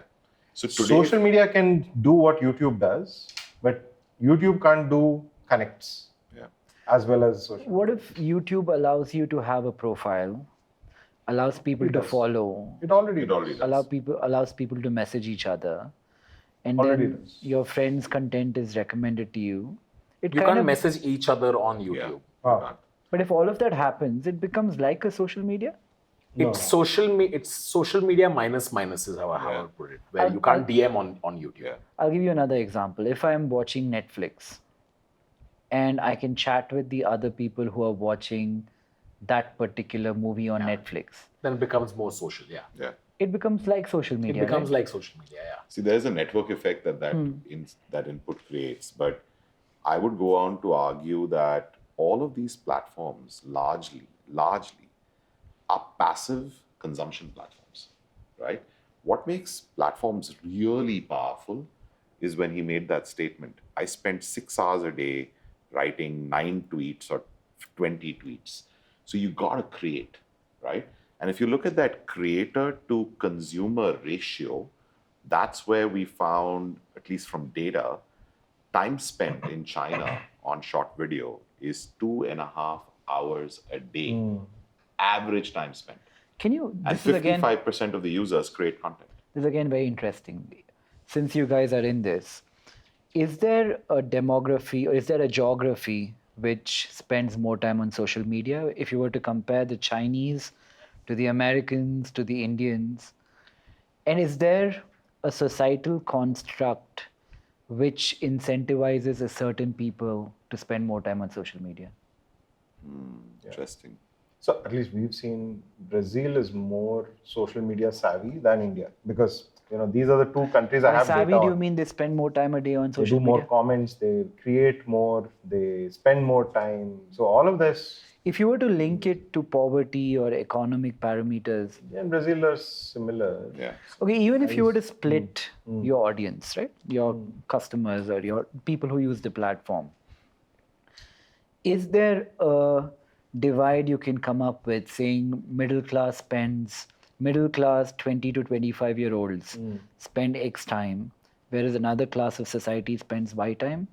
So if you look at it on the internet level in India, today rural time spent, interestingly, is growing over urban time spent.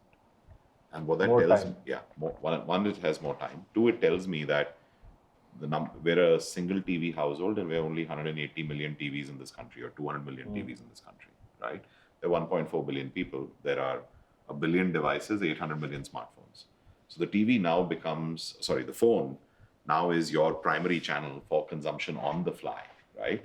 And interestingly, creation as well. And that's what TikTok democratized with the most powerful creator tools on the camera. Yeah. Right? TikTok was like any platform that enables you to become a rock star in the easiest way possible would win, right? Would win. Yeah.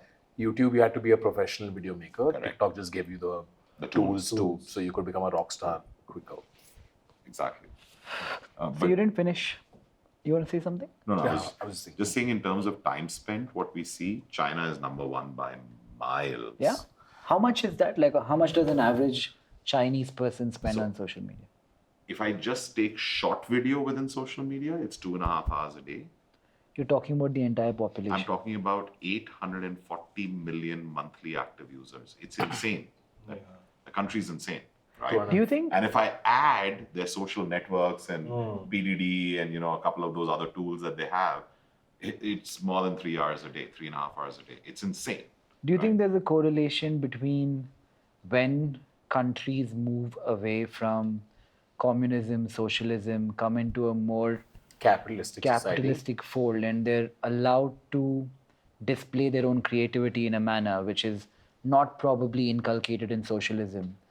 They have a spike in social media usage, and then there's a trail and it goes down? So I think it is kind of the inverse, wherein if I look at, and I was studying this as market data, can you guess the country, fun fact, where TikTok has the highest penetration to population? Saudi Arabia? Yeah. How did you know that? I was there recently. Oh, there you go. Right. Oh, yeah. You just made the trip, right? Yeah. It is insane. It's 98% of the population is on TikTok. Yeah. Now, if you think about it, I don't want to get religious and all of that, but it's a fairly conservative, closed, society with very Can I tell strong you, I rules. heard all that. When I went there, I saw the complete opposite. Having that one crutch in life, which makes you, Foundation, yeah. it could be right, it could be wrong, it could be absolutely anything, not even religion. But I think it removes so much ambiguity from your life that insecurity is lesser in those people. Interesting. It doesn't matter what that crutch is. And these people were happily sharing each other's lives on social media, which is very unlike a more confused society where I would assume a lot more negativity goes around. So if you think about it, I mean, I'll contrast communism, closed societies with democracies as one contrast. The second contrast could be, the average age of the nation. Both Saudi Arabia is a very young, 25, right? very young country, right? China is also young, but getting older. And the third thing that I would add is like, what's the level of liberalism that they have in society as large, right? Now of course, Saudi Arabia is building that smart city. What's it called? Neom, right? Which is like the world's $3 trillion project. Yeah, it's The crazy. scale of their projects is insane. Is insane. Like I went to a few of, like I was there for a while and they took me to show me different projects and investing opportunities. And it generally feels like a pocket of the world, which is not parallelly moving with the rest of the world because you see recessions everywhere. And here you have this. It's accelerating, yeah. We went to a villa project called Roshan. You know how many villas they're building at one time? 45,000. What? Wow. Yeah, that's a villa project. The projects there are like, it's like fantasy land. And I think even for Koo or for you guys, right, I think it's a market you guys should definitely hit up early because these people are changing and they're young and they're changing really It's quickly. interesting you said that. We just launched the Arabic feed in Dailyhunt, and we're transforming it to that espresso web stories based feed for the MENA market. Yeah. And the maximum uptake that we're seeing on Arabic content is from Saudi Arabia. And interestingly, because the news market is a little, the velocity and volume of news is limited, what's more newsy is the social media guy making a post, what's trending. So it's a very different complexion to what you said, more topical, but more trends versus just pure news, right? Yeah. Or And I was political news. curious and I asked them a bunch of questions, right? They showed me their social media and I was like, is there a filtering system that you guys need to follow, like from the government? Is there something you're allowed to say, something you're not allowed to say? And surprisingly, like 98% of the people I spoke to, they were all like, there's nothing. I think the Wow. perception of another place when you don't truly experience it yourself is so jaded by exaggerations made by people who have their own agendas at play. I agree. Broadly, the West has influenced. The West has influenced so much of our own culture. Yeah. English. English. The Western media has influenced, and like, how do I put this? Okay, like the West reached a certain stage of economic prosperity before everywhere else. So they reached that top part of the pyramid very quickly, the self-actualization part, which is starting to think. And then when you are economically prosperous, your thinking kind of changes. You start thinking about, for example, like work-life balance, right? Life at Google, right? Which is like, oh, you work, have you guys seen those popular TikToks right now of, this is, hi, I'm a product manager at Meta and this is what I do on a daily basis, which is, I walk in office at 8 a.m., grab my shake of blueberry milkshake, and then I, I hung out with my team, not for lunch or whatever. It's like a 3-hour work day. Yeah. And then we get influenced by that, saying, "Oh my God, I gotta come in on a Saturday." I'm like, our hockey stick growth is still yet to come. Yeah. Wealth is just starting to come here. So you gotta work hard. You gotta work hard to get there. The last decade they did that, You think they were doing that when Google was operating out of a garage? No, they weren't. They weren't Yeah. taking weekends off, and they didn't have all this Yeah. stuff. So But I think they're the best, well-rehearsed marketing engine in the world. Yeah. Their ability to suck talent from every pocket Everywhere. of the world. Yeah. That's the differentiation, But right? that's the great American dream, right? I mean, it's, liberty. I think that's and- what the Middle East is trying to do now. Yeah. Like become the most attractive destination They to are. work, to be there. Like San Francisco and Dubai. Now, if you gave me a choice, I'll go to Dubai more Yeah. than San Francisco. It's interesting. There was a time when everybody congregated in June in London, right? Today, between November and Feb, Yeah. I meet Dubai. more people in Dubai, Dubai. than I meet Yeah. anywhere in the world. Yeah. yeah. But there's one thing I feel about Dubai, and I'm not saying this about India to sound overtly patriotic or something like that.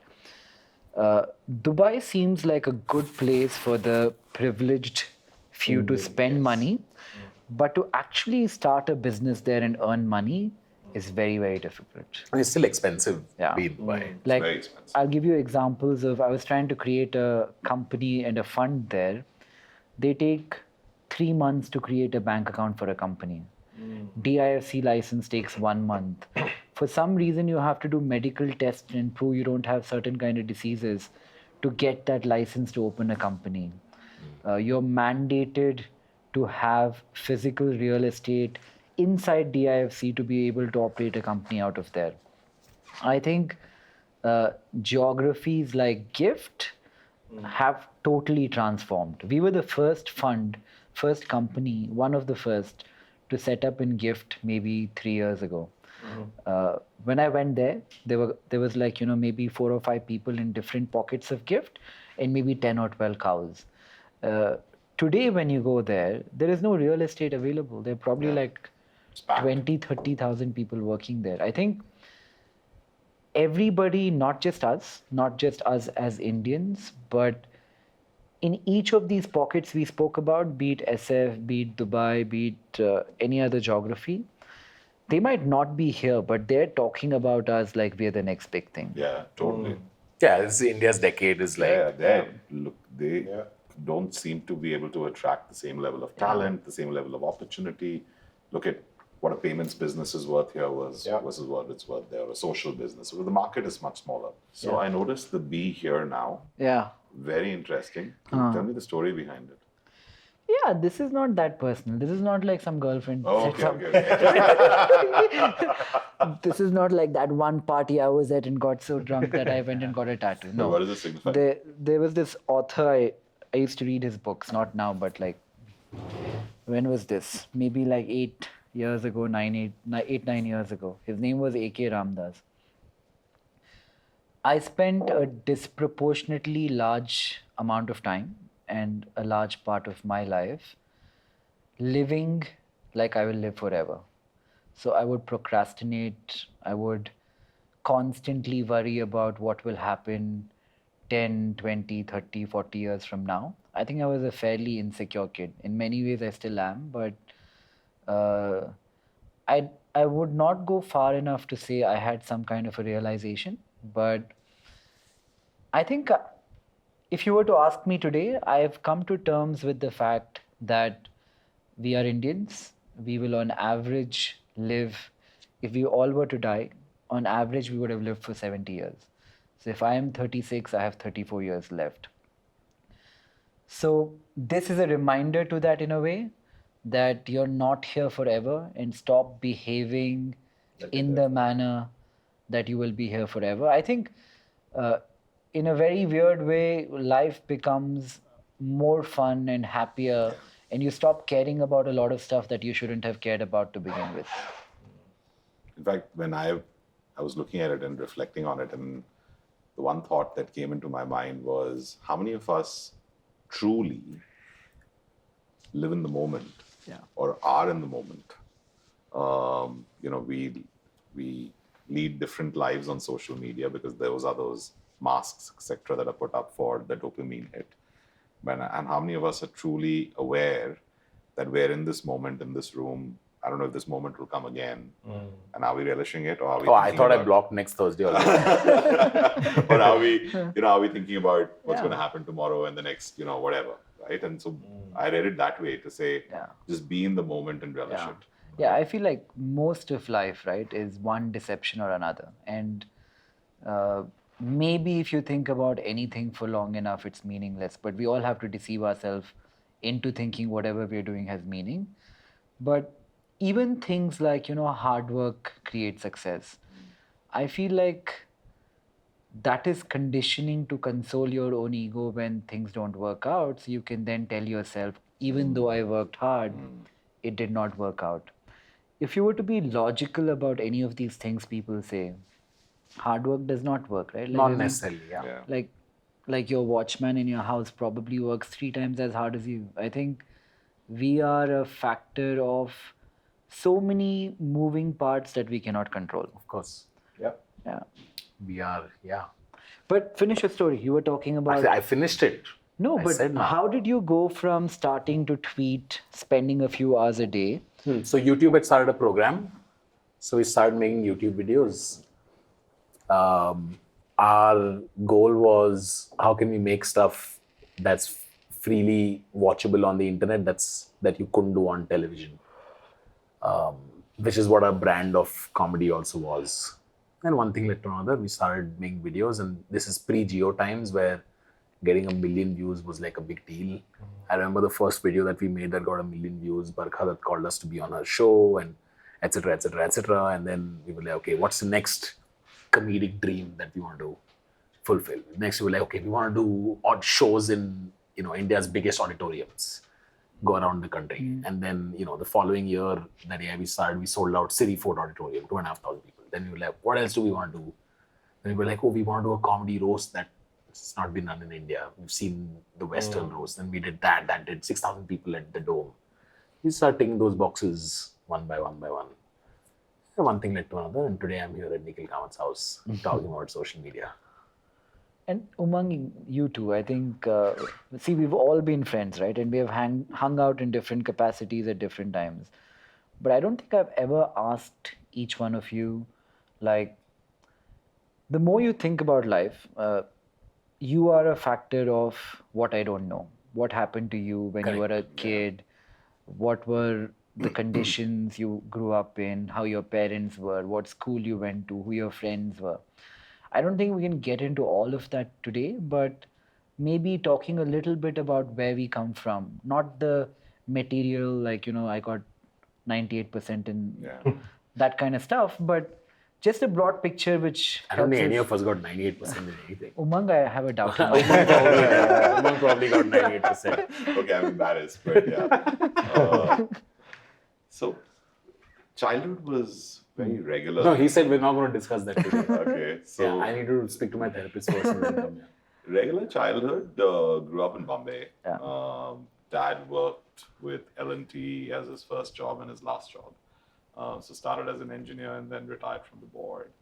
So it was a great upbringing. I loved growing up in Bombay in Pali Hill. And then Can I suddenly- just digress for a second? Yeah. There is a really weird school of thought. So my new big thing is psychology. Okay, I've stopped reading all books on finance, economy, stock market. I just And only read psychology shit, Yeah, and this has great. been the deal for the last few years. So it talks about people who are successful and correlates how horrible their childhood was. It says most successful people, especially startup founders and stuff like that, I don't consider startup people successful in the true sense of the word, because a lot of what we do is in our own bubbles and whatever, right? But let's assume for that to be true. So he says that if you were very, very insecure, even though modern world today tells us insecurity is a bad thing, insecurity is directly proportional to how much you will overcompensate for that insecurity and in turn be successful by the gauge that capitalism considers Totally. successful. So by that logic, Don't look at me Yeah. with those eyes. by that logic, I'll answer that. I'll just be remove the mask. I think if I had to describe myself, I would describe myself as amongst the most shallow human beings on planet Earth, because The fact that you're able to admit that to yourself probably makes you less shallow than some of us. No, that's not true. So it was always about chasing something Right. and pleasing something and wearing a mask. So it was about standing first in class all through just to please that, right? Or it was, spending the first 6 years as an engineer and trying to be capitalistic and make the most amount of money. And then the next 14 years was that phase where I became an accidental CEO at 27, and then ran into it, Adobe, Facebook, and it was just one thing after the other. And for me, I think that realization came that I'm the most shallow human being is when I looked at myself when I turned 40, and I had become like 140 kilos. Didn't like the guy I was. I don't think I was a great. I was never around for the family because one was always trying to, solve someone's problem or the company's problem, and you kind of made that title your identity. And you always chased a materialistic asset. And so I think on that day, I'd like to believe I gave it all up. Viru and I, when we started off, we had no real funds, etc. We just had a belief in what we were doing. And and 5 years down that journey as an entrepreneur, we've had 3 near bankrupt experiences or reached with 1 month cash in the What bank. did you think at your lowest when, say, you were 3 months away from bankruptcy? What was the thought process between you and your co-founder, Viru? So Viru and I are like brothers. We have the deepest intellectual honesty that we can say anything to each other. When things get really bad, Yeah. is there innate tendency to kind of blame each other and at a very small level? Never. No? So we've never had those issues because, we're so comfortable with each other that we can now, he's almost like people tease me as like my work spouse, right? Because we can complete each other's sentences. But I think when we ran out of money with that 1 month, I can be very open around this and say March 2020, March 7th, the pandemic hit. We were going to run out of cash on March 30th. We had just 1 month's cash left in the bank. And those are humbling moments, right? You go through a couple of these. But it was for no fault of ours. I mean, the business was doing well. The revenue was up. We were just burning a little bit more in that phase of Dailyhunt. And now, of course, it's profitable. But that phase was hard. But I think the only decision that we were debating between ourselves is, are we pushing it too much to the edge? Like, will this happen? And somewhere I had this innate belief. In fact, Viru has told the story publicly that the month that we came together on a $100 million term sheet, which went away. And I took it more personally than him. Literally sat on an economy seat playing around the world trying to raise our first $15 million. And that was great. And I think I had more fun in that journey when we were a 500 million company and we were more scrappy and whatever. But I think where it came to the only point of debate between us is, should we tell the teams and let go of people? And I'm philosophically against that school. You cut your coat according to your cloth, and if you hire, you technically shouldn't be firing, right? And you shouldn't live beyond your means. So luckily on March 28th, 2020, we raised 75 and we got out of it. But I would say that turning 40 and the realization, getting more focused on health and fitness, getting more focused on trying to build and create and try and leave a legacy was, I today, irrespective of who I'm meeting, I wear my Keds and a t-shirt and I won't dress for anyone. I don't do the things that I did. I don't care about which car someone came in or, where someone stays. My judgment is, do I like you and can I relate to you and can I learn from you and even contribute back? So I've kind of I don't think I've attained sainthood, but I'd like to believe that I'm not as shallow as I was.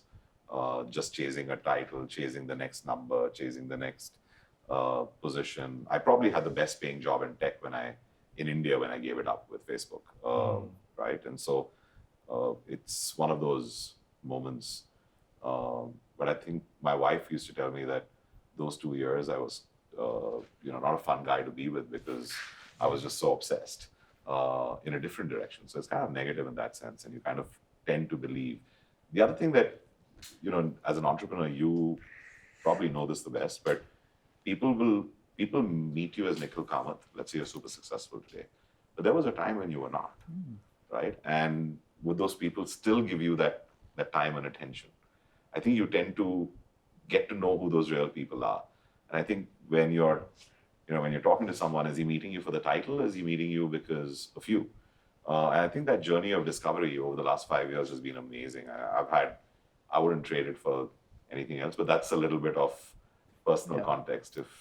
No, that's very interesting. Yeah, I feel like we all have imposter complex a little bit, Yeah, totally. right? I feel like it's one of the best things in the world. I think the higher your imposter complex and you believe you should not have gotten lucky in the manner that you did, the nicer you turn out to be as a person.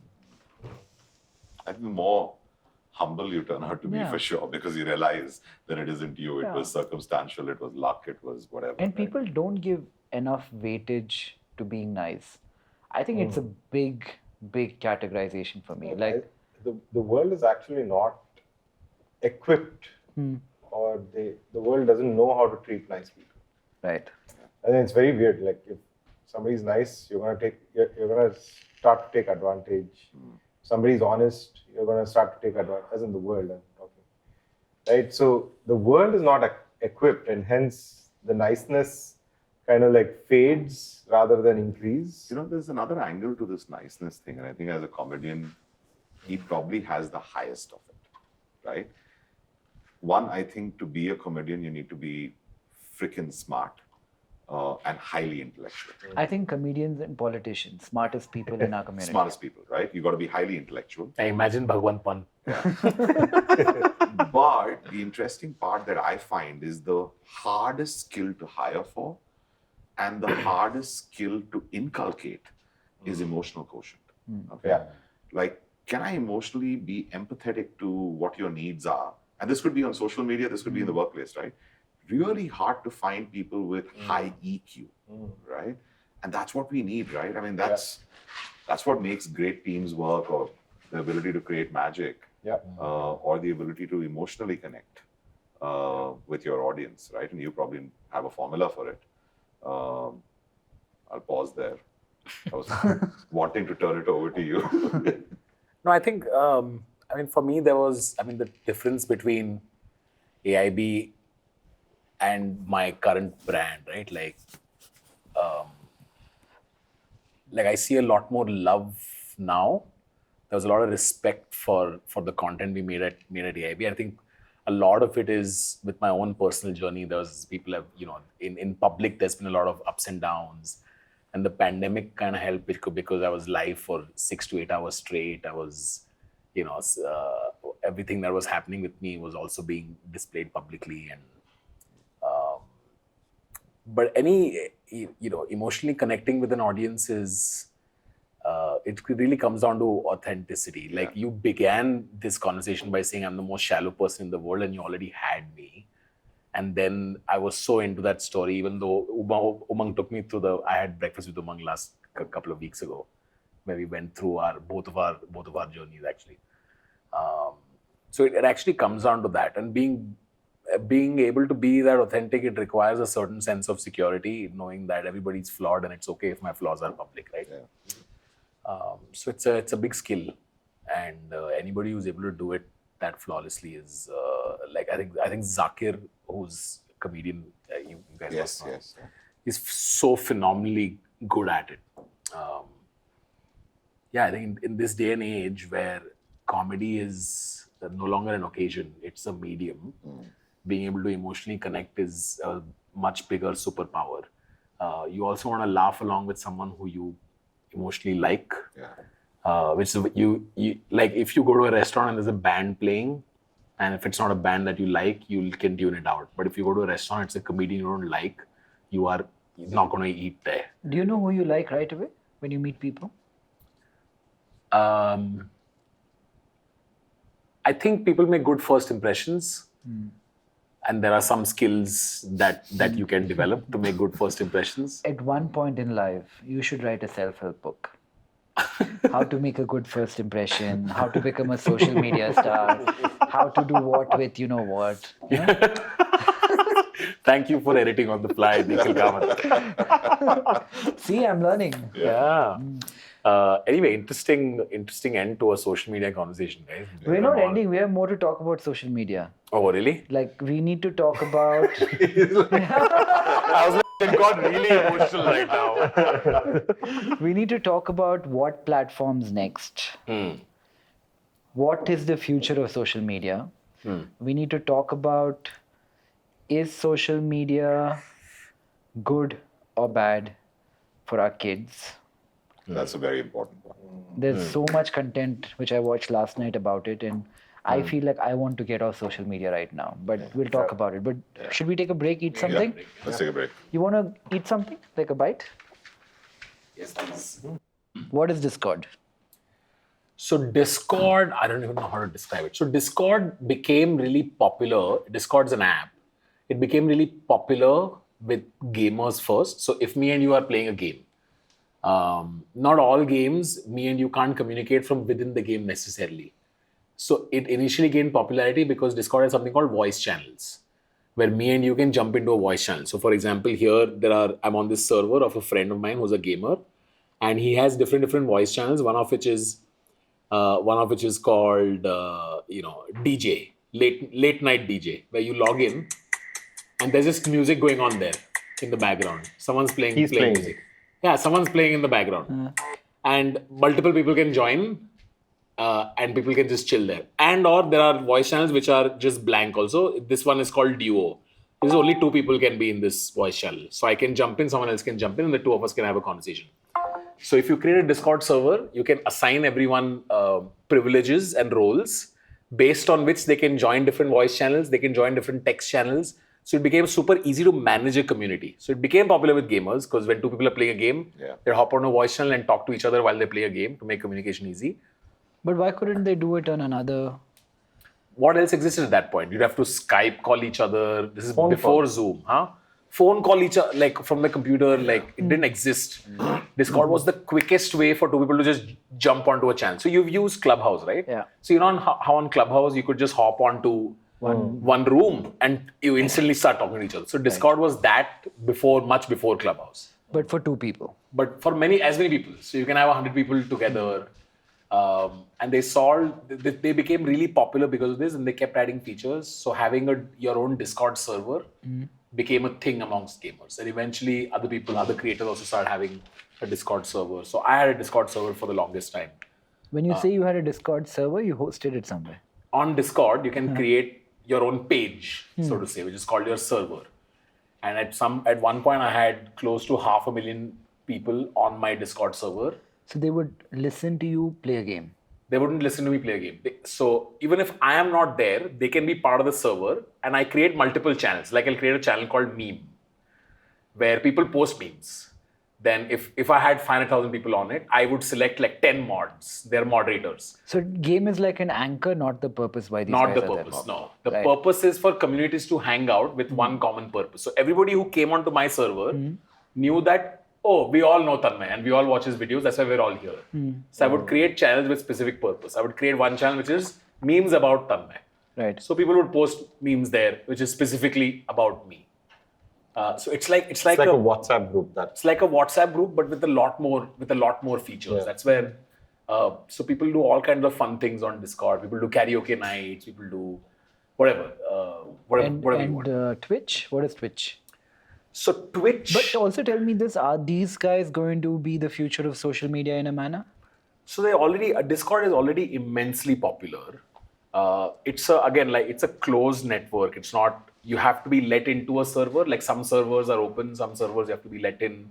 Even if you're let into the server, there are different tiers. Like you can create. Like okay, if I had a server, I would give you guys a badge called VIPs. Okay, so you guys can access certain areas of the server that other people can't access. So it's a way to manage communities. And I found it very complex. It's very complex. That's the thing. Very complex. It's very not for complex. lay user. Like I was overwhelmed by Discord to the extent. It's a very Gen Z young person thing. I got into it to look at NFTs and stuff. Yeah. Which is more. I was just lost. So Like how do you look at NFTs on Discord? I don't know how you look at NFTs. I mean, I was looking at certain creators who and talk so about they NFTs. talk about it, and then on their channel. on their So channel in also. Web3, having a lot of folks on your server is an indication of how active your community is. So when an NFT project is dropping, first they launch their own Discord server. And inside the Discord server, everyone logs in, and then they drop all the updates inside that. It's like almost like a gate saying this. If you're inside the Discord server, then you're special. You'll know, you'll get to know. And could you how many make money users- there? Do you know how many users on Discord? Not too many, because it's a very niche How many? community, right? No, it's not. There's millions and millions. It's Globally, it's a good community. It's massive. It's not But small at all. In India, I don't think In beyond India like also, the it's top. huge. It's massive. Yeah. No, I don't see any public data around there. Just look up how many users Discord has. It's huge. It's like 140 million people use. And I'm guessing Discord. mostly like Westerners, right? Americans and stuff. Yeah. There's, I would guess India would be less than 5 million. Yeah. probably. Yeah. India would be less. 140 million means, I mean, if you look at any global platform, there are billions of users, right? Or Correct. billion plus. Correct. Do people make money there? Were you making money there? No, I wasn't making. It's mostly a way to manage your community. Got it. But how Discord makes money is you can do things called boost your server. You can Make it more discoverable. Yeah, make it more discoverable.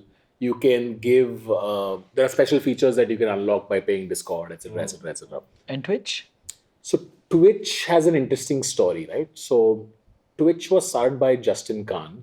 It was first launched as Justin.tv. This guy called Justin Khan. It was Justin.tv. And his idea was, I'm just going to broadcast my life. So it was 24/7. His house was being broadcast live.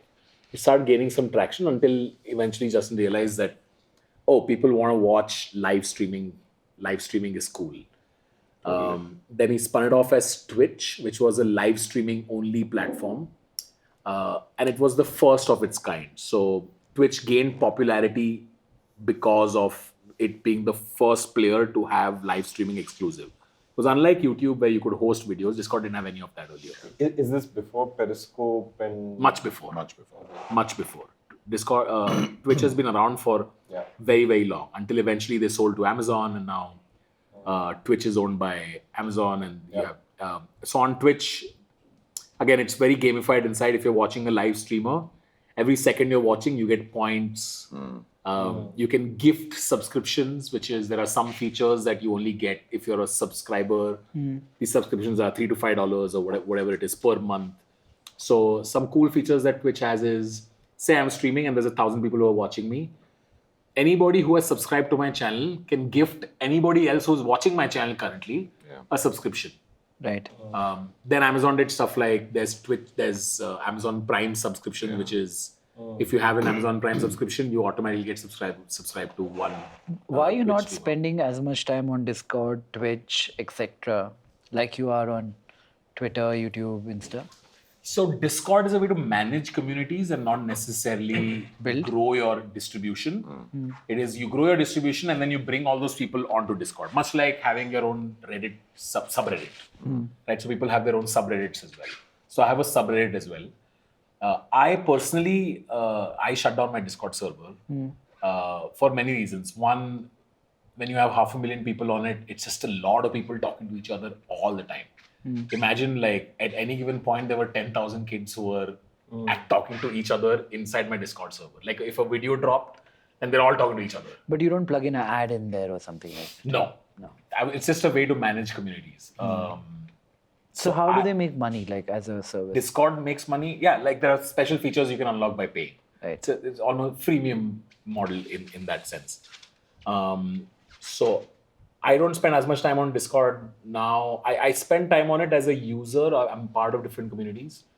But my own Discord server I shut down because there's so much activity, and with young people, if you just give them a free hand, and it's a closed, it's closed, right? Like it's not like Twitter where if you post something, anybody can see it. If you post something on Instagram, anybody can see it. It's like a closed WhatsApp. I think It's like a closed WhatsApp group. So imagine the kind of freedom people would feel inside a closed WhatsApp group. were they abusing? Were they? All kinds of stuff. They were posting stuff that I would not want to be associated with. They were telling each other stuff that I wouldn't want to be associated with. They were pranking each other. They were doing all kinds of things that I didn't want to. I was like, this is too scary for me. So I And you was didn't like, want to moderate that. I didn't want to moderate that, and I didn't trust the folks who were How do you moderating it because moderate they're also like young. so many people, 500,000 people? You can't. It's very tough. I think, if you get tools for it, like Right. if you block out certain phrases, words, you'll have to build tools for it. Yeah, but if you do that kind of stuff, then Then his following will run away. then you're uncool. You're uncool. It's like Yeah. Kaun uncle chala raha hai Discord. The whole point of Discord is it's a closed community where people can be themselves. Twitch is different. Twitch is just a live streaming platform. But now YouTube has its own live streaming. YouTube started live streaming, and YouTube is like a slow-moving ship. But when they ship features, they're really solid. Twitch has more features than YouTube. It's still in the Western world. It's still the go-to platform. Everybody's tried a live streaming platform. Microsoft tried it with Mixer. So they poached a bunch of big streamers from Twitch to go on a Mixer. It didn't work out. Now there's a new streaming platform called Kick that everybody's going to. But YouTube streaming, to me, has the most potential because YouTube you can do VOD and you can do live streaming at the same time. But to me, live streaming is a way to build community because people get to touch and feel you in real time. People can send you a message and you can respond immediately, and it's like imagine if you were watching Mahabharat with your family and if your dad could super chat to Yudhishthir on TV, right? Like it's that. It's like modern day VJs, but who you can touch and It's feel. interesting. Twitch gamified the whole experience nicely. Actually, the first live that I remember as a consumer was Facebook Live as a feature. This was way back in 2014. 14, yeah. Right? Or 2015, actually, sorry. That was the first live. But there was no gamification, there was no subscription, there was no ability to tip the creator, gift to the creator. I think when a mammoth company tries a feature, they don't give enough into it to make it work. That's true.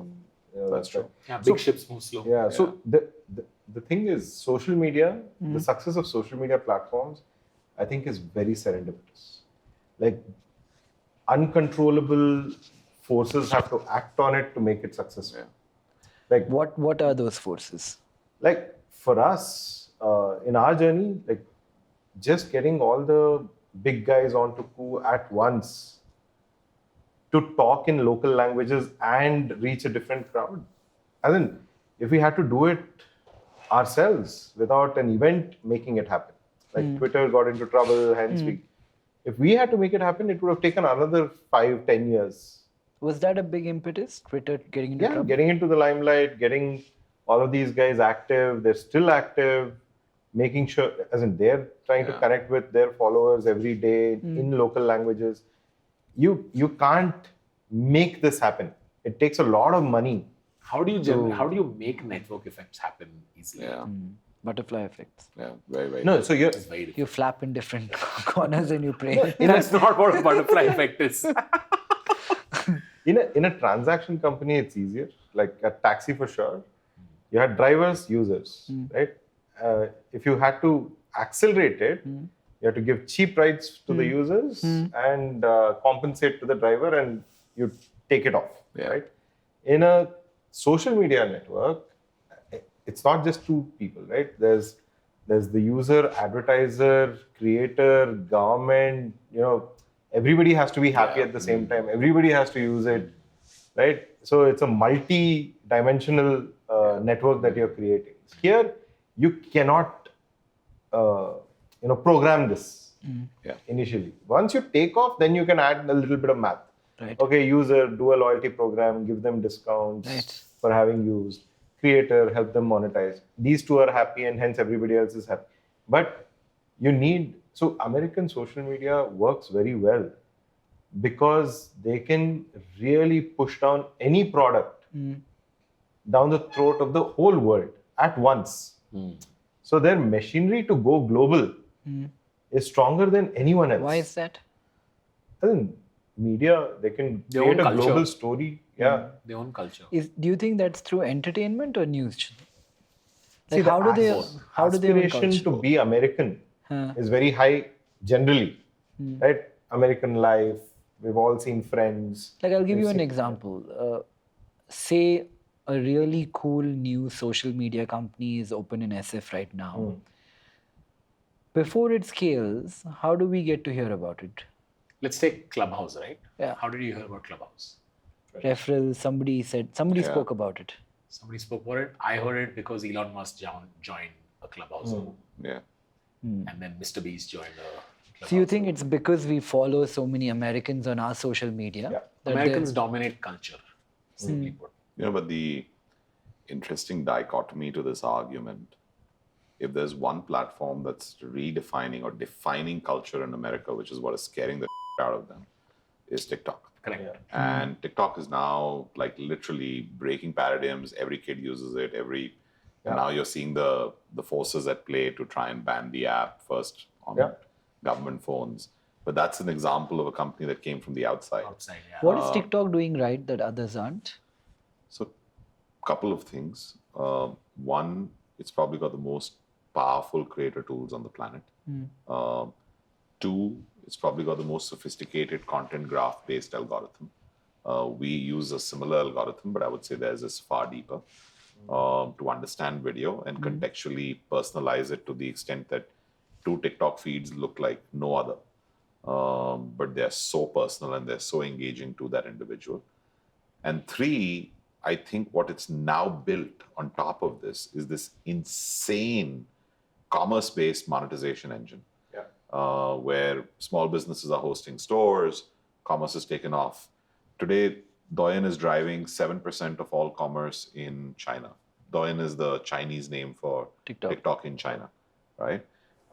First, it was cringy. TikTok was cringy. Nobody went on it. Now it's suddenly cool to be on it. All the friends that I know in the US have bought something on TikTok. Must also sound cool that some countries are banning it, right? That automatically makes anything cool. Streisand effect. So I think TikTok, just got TikTok should have never started in China. It should have started in India, as in the original idea. Of Why is short that? video. Boss, we are the Bollywood guys, boss. Like, TikTok is dubbing, right? So I call short video apps micro or nano Bollywood, right? So I call that category escapism, right? It's just time pass, having fun. So 3-hour Bollywood movie, Shah Rukh Khan, only Shah Rukh Khan can hold that 3 hours. We spoke about this last time. Tanmay disagreed. What? That not necessarily you need a Shah Rukh Khan to hold an audience for 3 hours. Yeah. No, but what you're saying, which is TikTok is Bollywood, I think TikTok in every country is a reflection of the culture of their country. So our TikTok is very Bollywood and very filmy and very the most popular ones are like the content that they do is, either it's like boyfriend-girlfriend stuff, social inequality stuff, or local comedy. Something about strong identity-based content, either religious identity or nationalistic identity, which is very us. See, the other thing, I think the format worked because I think the attention span, how many people, there are lean forward experiences and lean back experiences. Lean back experiences is like when you're watching a movie. Lean forward is when you're just swiping and scrolling, right? This kind of gave you that entertainment gratification in 20 seconds and then allowed you to move on. Are they longer videos now or is it? Now it's gone up to a minute. Still a minute maximum? I believe TikTok, I'm trying to recollect if they've moved to 10 minutes. I read an article. So nothing really educational like YouTube on TikTok? No, there is an education section on TikTok. In India, they tried EduTalk. For quite some, it didn't take off. Did it take off a lot before it got banned and hence it got banned? It did. It was very, very popular. Must have, right? So if you think about it, they launched in 2018 in India. They burnt to the tune of $60 million a month to $70 million a month in India. They were it's public data, so I can say this. They were Facebook's largest advertiser around the world for 2 or 3 years. They spent so the Chinese machinery is burn a lot of money on marketing. Of course, they've got the tech and the product built out before they do that. So they almost burnt $1 billion, $2 billion a year on marketing. A bulk of it was in India because India had the largest user base. They had when they DAU farm. exited, 240 million monthly active users, right? Almost 50 minutes of time spent per user per day. And it was very Bollywood filmy content. Can I also ask how much time is spent on which platform a day? Like how much do Indians spend on Instagram, on Facebook? YouTube is the I've seen highest. mine. YouTube is highest. 60 YouTube plus 60 minutes. Huh? Yeah. Instagram 35. Yeah. Facebook, Facebook, Instagram 30. is about 30. Yeah, Facebook 30. And then everything else is like, like Twitter would be like 15. So When everybody, like the research I did like last night when I was watching videos about what people are hypothesizing the future of social media to be, everybody seems to be saying we are moving from text bar images to video in one form or another.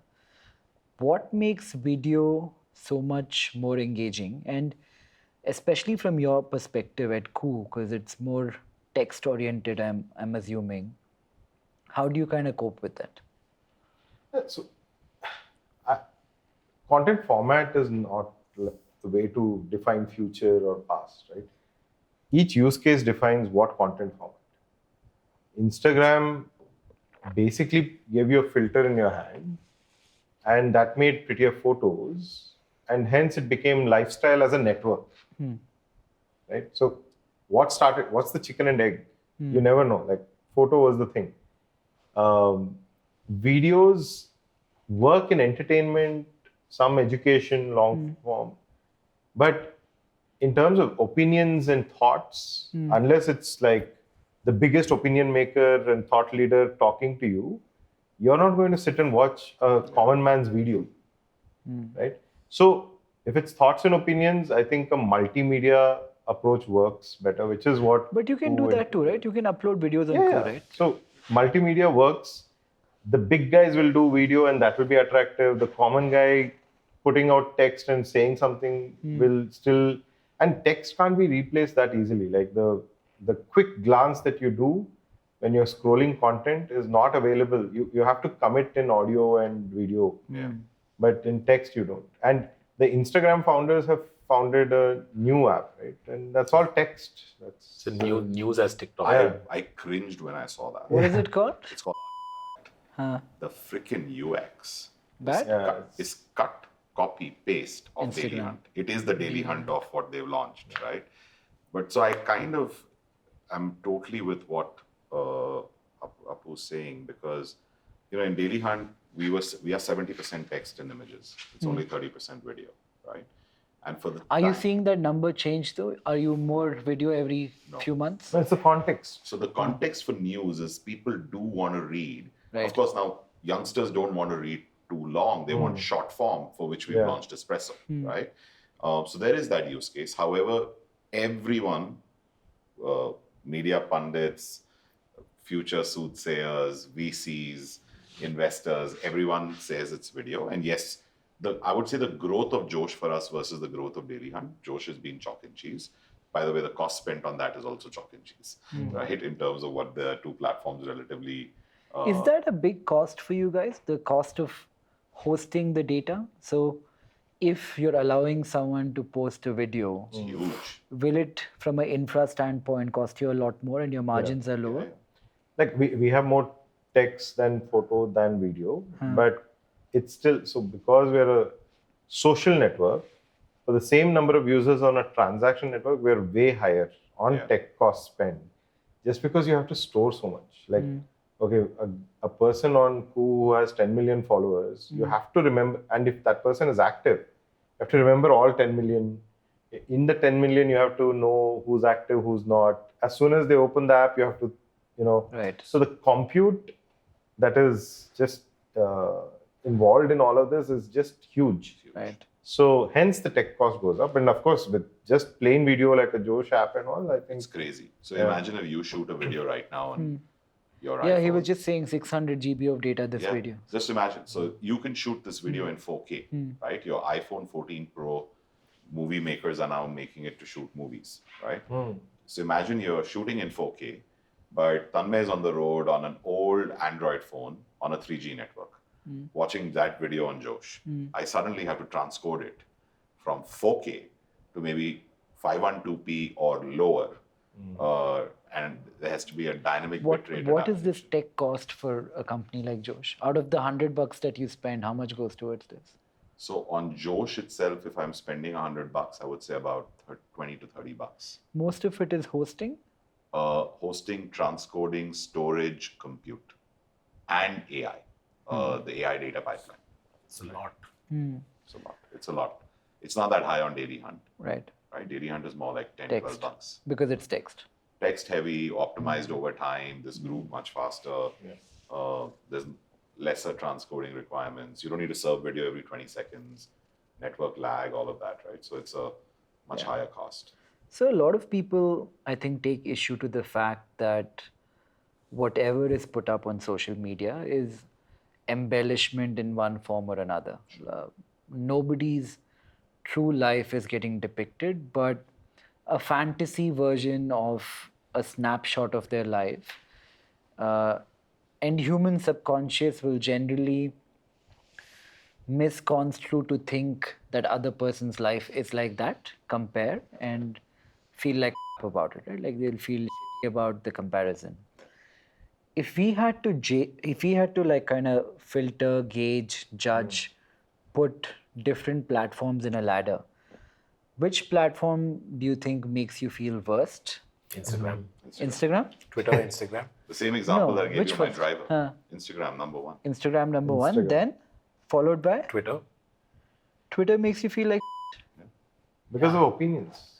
Twitter makes you feel like because of that negative feedback loop, right? Because people constantly say People constantly say, it's very, very high opinion. Now, actually, the Twitter algorithm has changed in the last 2-3 years, where there's now people you follow and there's a for you, which is what Twitter serves to you. So That's only what Elon Musk says. that's only what Elon says. But that I realized that the for you segment kind of has made my Twitter feed a echo chamber of the that I at least at one point thought I wanted to see. Like it's just startup now on my timeline. It's just do you constant. even read it anymore? No, I just scroll. Right. It's like have you guys ever done this where you open Instagram, you close it, then 5 seconds later you open it again. When you did read it, was there ever any original thought, anything you could gauge about your audience you wouldn't have figured out otherwise? When I read Twitter, When you read all the comments and everything? on Twitter. On In Twitter, any no. platform. On Twitter is like comments are See, Twitter is still a very elitist platform, dude. Twitter is very elitist, yeah. 5 million people in the country, boss. 5 or 10, what is that number? You'll have it. 5 million, right? And a lot of the comments are like fake and Fake. And so the thing is that it depends on the culture of the platform, right? Like it's a culture. On Twitter, if you go and say anything, out of 10 comments, you will have 6 negative and 4 positive. right. On Facebook, you'll have 9 positive, 1 negative. On Instagram, you won't have that many comments, but you're like, oh, all your likes and hearts are all Yeah. But it's also the way the feed is designed, right? On Twitter, there's a button for your mentions. Right? Right. I don't see all my Instagram comments. Right. Right? Because you have to press comment, I have to scroll through 100. Right. On Twitter, it's a separate button. So if there are 3 buttons here, I'm likely to press the middle button to see what people are saying. but to your point, the new platform called Be Real. Yeah. Yeah, have you guys seen Right? Real? Yeah. But Interesting. I don't know whether people really want to see the other person I being think real you either. should take a minute to tell what Be Real is. Be Real is an app where it just randomly asks you to take a picture or a snapshot of whatever you're doing at any point in time as a surprise, and you just post it and your followers will see what you're really about. Right. Any trend Huh. that becomes really popular creates a marketplace for the contrary. So Be Real is a response to Instagram stories specifically. But I think that's a fad, and nobody really wants to go and see people being real in the think long so? run. No, it's not fun. If we were to agree that okay, Instagram makes people feel like shit, Why are people still spending so much time on it? What is It's a fantasy world. I want to be like that. It makes me feel like it is the world we live in. Every successful person makes me feel like in general, but I still want to be like that, and I still want to see what they're doing. And You know, misery is addictive. yeah, You know, ever been in a relationship that you should have gotten out should have gotten out earlier, but you're just like, oh, I'm addicted to this drama now. Are you in a relationship then? I am not. When was the last one? What does this have to do with social media? Can you tell me, Nikhil Kamath? dating Are you apps. hooked up on social media? Through via social media? I met people. 100%. 100%. My God. Yeah, I once made out with someone inside Instagram. How do you do that? What is hooked up through social media? What does that even mean? Like, met people through social media, yeah. Why all of you so interested in my dating life? It's fascinating to me. Every 15 minutes of this podcast, what is we it- come what back is it- to... Hey, that's interesting. What is the role of envy in social media? How much of social media is fed by envy? Huge. Dude, envy is the fuel for social media, and it acts out in different ways, right? For example, I think a lot of whiny folks who are on Twitter, a lot of it is just envy, right? Like I think the hate for influencers and celebs is largely envy. Like Give which us is the what, categorization of envy. What will make people envy you the most? Is it how many followers you have? Is it your lifestyle, how it has changed because of the following? I mean, everybody envies different aspects of different people's lives, right? But like, if I were to sit and about Elon Musk, but if you ask me a question saying, would you like to be Elon Musk? The answer is 99 out of 100 people would be like, yeah, yes, yeah, I'd love to be Elon Musk, at least for like a week, right? Yeah.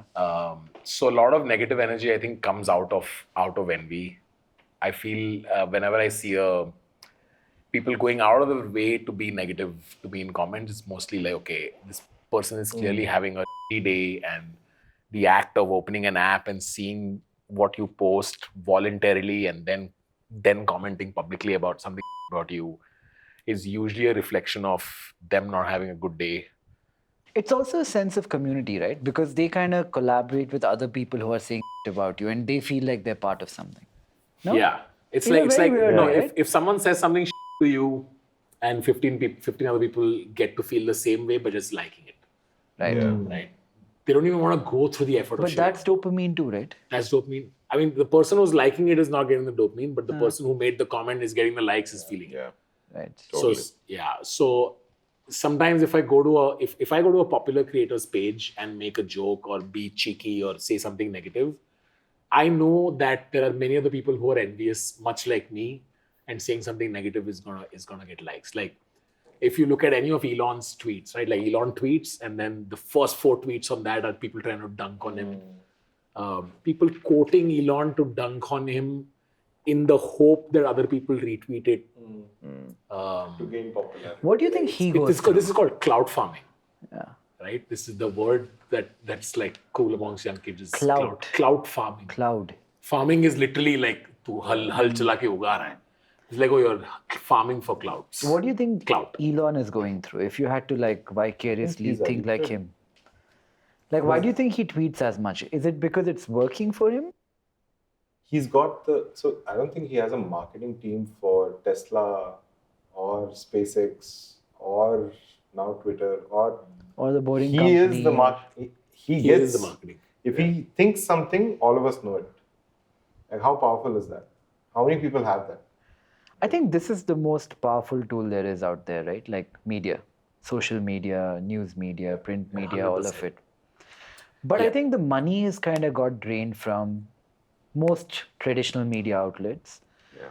So it'll be interesting to watch what changes in the future. If I had to like put you guys on the spot and ask you for one line, what do you think will change in media bar social media in the next 10 years? And pick one company, if you were to start afresh, you would invest in, which would it be? I think So in the world of thoughts and opinions, so just like in the world of TikTok, You can't say Koo, you can't say Josh and Dailyhunt. I won't say it, but this is what I kind of know deeper, so I'm sticking to thoughts and opinions. But in the world of short video, anybody who felt like Shah Rukh Khan or whichever cultural big guy for short video in that country, TikTok made that happen. Thought leader in the world of thoughts and opinions, an app that will make anybody feel like, you know, their biggest, you know, news anchor, journalist, blah, and being able to portray themselves like a Ravish Kumar or an Arnab Goswami or whoever, sitting at home, belting out interviews, belting out their own thoughts and opinions, but look professional. I think that kind of experience, I think, will go a long way. Yeah. Pick a company which is investable in a certain way, private or public. I would social media, right? I mean, you can say print or traditional media, but I don't wouldn't think you will. I wouldn't invest in traditional media anymore. I think democratization of the superhero won't exist for too long. I think decentralized superheroes is the way to go, whether you take entertainment or sports or news or whatever it is. So these are the things. Nobody is really doing it. Everybody is already famous. I think Snap is a good. Really? Yeah, I like. Why? I think they really went on disappearing pictures, ephemeral content, and juiced it out. Like if I were to go back in time and invest in when But they were Snap just, of today, no. No, not a replica of Snap. But today, like, just compare. So I have an idea. If somebody does it, I'll invest in. So what's cool for youngsters is to feel like the adults don't understand what I'm saying, what I'm doing, why I'm famous, you know, all of those things. So I have an idea where if you create an app for youngsters to come and actually type what they want in English or whatever language they want, but publicly it goes as gibberish, right? But only people on that app get to know what they've said in English. You mean they have a language of their own? Yeah. To the Which- public, to the outside world, it's like Aprameya has 1 million likes, but adults of the world don't know what. I resonate with that. I remember doing this as a kid when we would add the letter fa in between every word or pa correct. in between P language. C language. You mean something like that, right? Yeah, but this is computer generated gibberish. Right. So you will be super curious what that 14-year-old or 15-year-old said that got 1 million likes amongst them. Yeah. But It's like when people DM a meme to you, yeah. but the page is private. Ah. So you're forced to like So the you page. don't just so you can don't see it. fucking know, but they know. Interesting idea. Interesting idea. And kids might do it just because of that. Just because of that. Yeah. So this is an Because idea. It will become big, but I don't have bandwidth to do it. But if somebody does it, I'll invest. Nice. Tanmay, same question. I think verticalization of social platforms is something that I would keep an eye out for. Explain that. Like LinkedIn is social, but it's for a very specific purpose. TikTok is social, but it's for a very specific purpose. So I wouldn't be surprised if social platform. I mean, Be Real also is for a very specific purpose. So specific purpose-driven social media platforms. And how specific do you think you'll get? Will it become like Netflix we were talking about? When you're watching a movie, you chat with people who are watching the movie? Yeah, so that would be a very specific purpose for which which is consumption of content. YouTube is kind of that already. That I think is, because I think there's no one platform serves all. That time is gone. I think the way to pick it is if you take a horizontal guy and see what's the most active community there, and then if you can pick that and put it into a social media. Like just sports right now would be interesting because I'm interested in, cricket, basketball, esports, 5-6 different sports. So that would be interesting. So I think the days of one platform serves all is probably, Yeah. it's tough because think about it, right? Like when you join a Twitter, it's so difficult for you to, like Twitter has this problem, which is someone joins and they immediately leave because either what's on their feed is not immediately attracting to them. It doesn't make them want to contribute. Like what is the ratio called, which is viewer to creator ratio? Mac to Mao. Mac to Mao. They have the least, by the way. Twitter has the least, right? Has the least. TikTok has the most, right? So I think that's why I say verticalization. That I think is, and I don't know. I mean, I'm very bullish on YouTube, but I don't know about the Google stock. I think so too. I actually resonate with that. I think the amount of learning, if nothing else, that's happening on YouTube. It's YouTube is slowly- launching YouTube Learn, by the way. Yeah. Which is Yeah. different. And YouTube podcasts also. They're going to eat podcasts. The scale of that Yeah. is becoming incredible. Like I consume as much information from YouTube as I do from books. Yeah. Yeah, you were asking, saying why do people enjoy video more than text, right? It's like, imagine if It's lazy. No, it's like, have you read Lord of the Rings or have you seen the movie? Right? It's that. It's just visually more appealing. If there was a seamless way for someone to turn a great book Into a but video. make it into a 3-hour documentary, I would love that, right? I think Lex has started doing that. Lex Friedman He started doing this, Yeah. turning books into podcasts. podcasts. I was watching his Animal Farm thing. Got it. Oh yeah, he tweeted about this as well. That would be great. Dude, I think AI will start making movies out of. But you never get the thing I've realized with applications like this. I tried that Blink list. What is that thing? Which someone Blinkist. yeah. The summary. Like It's not the same. it's not the same not at the all. same. Even Lex's one-hour interpretation of Animal Farm. Like I'd read the book earlier. It's probably better by a magnitude of a lot. Actually reading the book. Of course. Yeah. Because so much of the joy of reading a book is while you're reading it, the thoughts that are going on as a screensaver of your brain, Correct. right? Because your life's context is being matched with what's being said. And you in that can't sentence. pause a video like you can pause reading a book. It's right there. Yeah. Nikhil. You can just press that. I know, but it's not the same thing. You know? Yeah. But it doesn't feel like the same thing.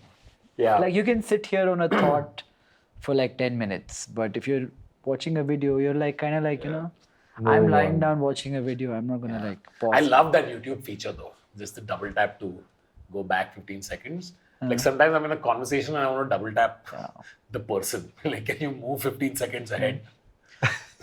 Sometimes my brain is dead. In the and I'm real watching world. the same video. Like I'm going back 5 minutes, going back 5 minutes, going back 5 minutes. I do that like 10 times. Yeah, same. Right? I do it all the time. Yeah. Especially if it's the longest video, I'm like, hang on, I zoned out. I started thinking Yeah. about something. I want to go back. I zone out a lot more now than I used to. I don't know if it's the Attention content or span, it's me. No. You're used to short videos. You think that's it? Yeah? That's the future, dude. Short videos? That's my view. Yeah, that's why you need a clips channel for this podcast. So if you had to invest in a company, Yeah, I think Google. cool. Alphabet. I like Google. But yeah, is ByteDance listed? Yeah. No. No? Is it? Not yet, Oh. right? I'd invest in ByteDance. ByteDance would list in which country? But that's not really a listing either, Yeah. right? Yeah, Google. But in Satya we trust, so I would probably also I'd also invest in Microsoft. Yeah. Yeah. I mean, Microsoft. But they don't have anything social. LinkedIn. Yeah. By the way, I heard so many positive reinforcement stories about Satya over the last weekend. Oh, you meant Bill Gates, right? Dude, how was that? So I met him for dinner on Friday and breakfast for Saturday. And breakfast was alone and he sat. So I always have questions. So I had a bunch of questions for him. Some very interesting answers. The one thing, there are many things, but one of the things that we were talking about is everybody has been talking about climate change for as long as we have. We all estimated world peak population at one point to be 15 billion, at another point to be 12 billion. I think we are getting to that point where world population will quickly start to decline. So I was asking him, do you think with this trend and these trends generally get exaggerated very quickly. Do you think it makes sense to focus on mitigating climate change today as much as it did a few years ago because of the demographic change in the world? And he personally has like a bunch of tiers in which he puts in his money. Health, I think, is foremost for him. Then he has breakthrough energy. So then I was asking him the exact same question I'm asking you guys. I said, if you were to start over in life and you had $100 million, what energy would you personally invest in? Which energy company would you personally invest in? Would you go renewables? Would you go solar? Would you go wind? Would you go fission, fusion? So he said out of the 16 fission companies, nuclear, he probably is invested in about 4 or 5 of them, and he bet on fission. But the incredible thing about him is his the eclectic nature of his knowledge. You know, you can go from talking vaccine to talking climate to talking energy to talking everything. And when it came to energy, his reasoning was India has sun, but the world hasn't really cracked storage technology for this electricity which we generate during the day but utilize a lot of during the night. We still have very inefficient transmission. We still lose something like 40-50% of the electricity that we generate from the point it's generated to the point of consumption. India is not geographically well situated for wind. So he was kind of like, I think he doesn't say much directly, but I think he was talking a lot about nuclear. Are there investable opportunities in there? Yeah. But for some reason, the world has taken a U-turn on nuclear in the last few years. People have different angles with how they approach answering why that has happened. But I think the most logical answer amongst many answers is the nuclear facilities we had were quite outdated, and instead of putting in that much more money to kind of renovate and start afresh, I think people are picking other means. But very interesting conversations, incredibly smart individual. And What did you eat for dinner? the previous night dinner, there were a bunch of people. Breakfast, what did you eat? Just like some sandwich and something. I asked him what supplements he's on, and he was talking. I can't remember what name he took, but he doesn't supplement himself with that much apparently. But you know, I was driving back from this thing, and me and Nitin were sitting in the car, and we were just talking to each other about how people like this function, right? Like breakfast was at 8:30 a.m. or 9 a.m. or whatever, and we were in our tiny bubbles, kind of like not complaining, but we were kind of like, you know, oh, we had to wake up at 8 a.m. on a weekend. That's the only day we get to sleep and all of that. But then you equate that to somebody like him, who's double our age. He had been to maybe 15 meetings in that one weekend window. He had traveled to 3 cities. He had met us for dinner, had similar conversations, and at breakfast, he was again doing it with so much passion. Yeah, it's incredible, you know. Some people I feel are really driven in life, and I don't think that comes from a external incentive per se, but I think they're innately very driven. I've met luckily a few people like that. I know I'm not like that. I feel like it's nice to at least see people like that. Yeah, totally. Man, whoever bullied Bill Gates has a kid. Poor guy. Thank you for doing that. Yeah, probably, right? Yeah. Question to you, same.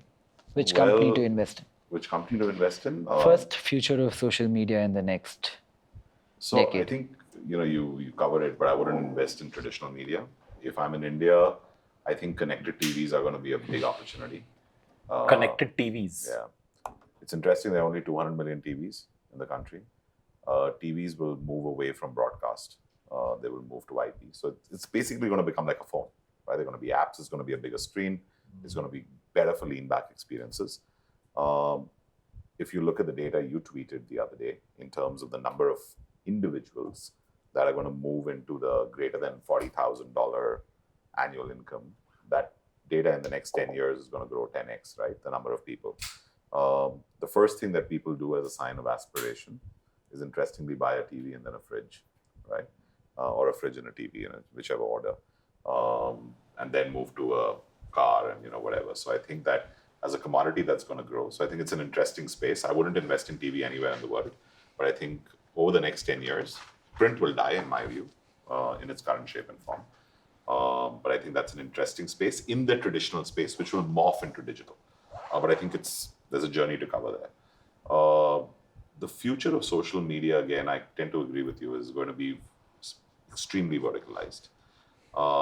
I personally, if I had to invest in one company, I would say from a tech and a growth and everything, and the space in the category, it is short video.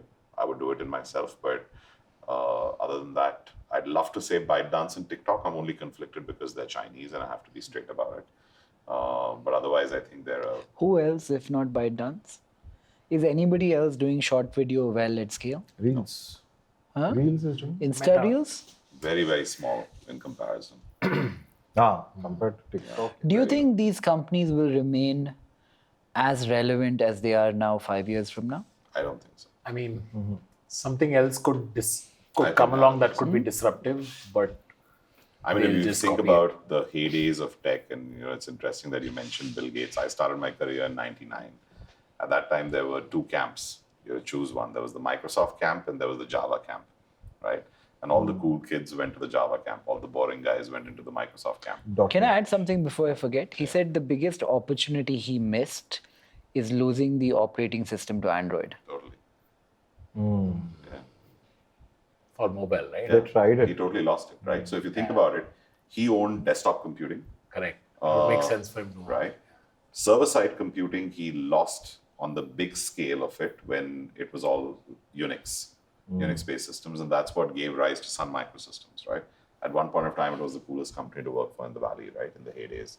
When I was at Sun, we were trained to hate Microsoft, but if you think of what Microsoft eventually did with its blades and its back-end compute and moved to the server side, it made that entire piece redundant, right? So this biggest loss is, there are only X number of PCs in the world. I don't think they're monetizing it yet, but I think that's an extremely invaluable piece of tech. Android, they are not monetizing it yet. I mean, it doesn't cost anything, but Of course, they're monetizing it. I mean, Play Store. No, they're monetizing it in so many ways. Dude, every rupee raised, Yeah. 40% goes. More. Yeah. More. I would say 60% goes to 60% Google and Facebook, and You pay another 30%, no? You said your tech costs 30, his No, is no, 30. advertising. Huh. so advertising, and then cloud, which is Google But Cloud. tell and me this, why Amazon. not, as a new startup, why not look for another means of advertising? Why stick to Facebook? It's the fastest, efficient way digitally. fastest way. Really? Yeah. I mean, There's no everyone's on. better- Everyone's on Yeah. it. That's why you don't advertise somewhere that no one's on. So the issue is that the number of data points that they have, if you think about Google, they own Android. They preload their apps. They own the -1 screen. They own the browser. They own search. They own GDN, which is all the display networks of ads that you get on all third-party platforms. They own the network. They own YouTube, right? If you look at Facebook, between Facebook, WhatsApp, and Instagram, they own a lot of contact points. So the amount of data that they have, it's the fastest way. And of course, our business is advertising, and we serve a very distinctly unique audience. But even then, at certain parameters, we would not have that level of data. Nikhil can't relate because Zerodha didn't have to do any of this, Correct. which is amazing.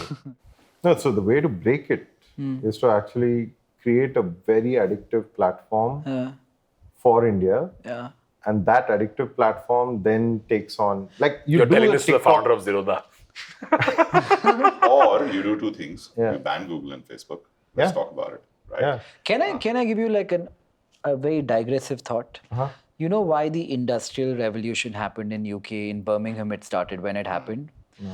Because they closed down their economy because foreign products were more competitive than them Yeah. for a certain period of time, Got it. incentivized local. And to a Then- certain extent, I think China has done that Yeah, by that's creating their own versions of everything. Correct. So if you think about it, there are 3 of those companies are $3 trillion companies, Yeah. right? And so you cut these 2 guys out, and straight Then away you'll see, you'll like- see a change, Yeah. right? Because you've come in with a dominant force which was built in. But modern capitalistic notions, which are then again predicated on what the West has told us, Yeah. says that being open in the manner that they are Sure. is as important as it It's in their interest, not ours. is. Yeah, it's in their interest. So would you actually say it is... Ban. Ban it. Yeah. If you have the when you become the chief of the country, that'll be It's my a- input to you. That's a when and not an if. I'm going to be the assistant to the assistant to the assistant to the assistant of the chief of the country Guys, and this be has to be very, cut, okay? This very whole- happy with that job. Well, Yeah. it's the easiest way. I think But we just need net. 2 or 3 years. You think? Tech. Yeah. Tech. You I'm think saying. closing down a market, when you ban them, you also stop, like what they're doing to China now, right? They're not giving them chip technology. They're not... They will stop us from getting cutting edge research Correct, as well. correct, Yeah. With those constraints in mind, I would still do you ban think... We have a futurist, as in the future is ours, right? The population, as a country, we're getting better. Everybody will have more money. They're all drained out. Plus, as in we have population as our biggest moat. Bro, I'm dreading imagining 5 days without Google already. Yeah. Fucking a new How alternative will you better find show up. any- how will you find any information? Oh my god, Dude, new I don't alternative use- better show up quickly. I don't use Chrome as a browser. You know that?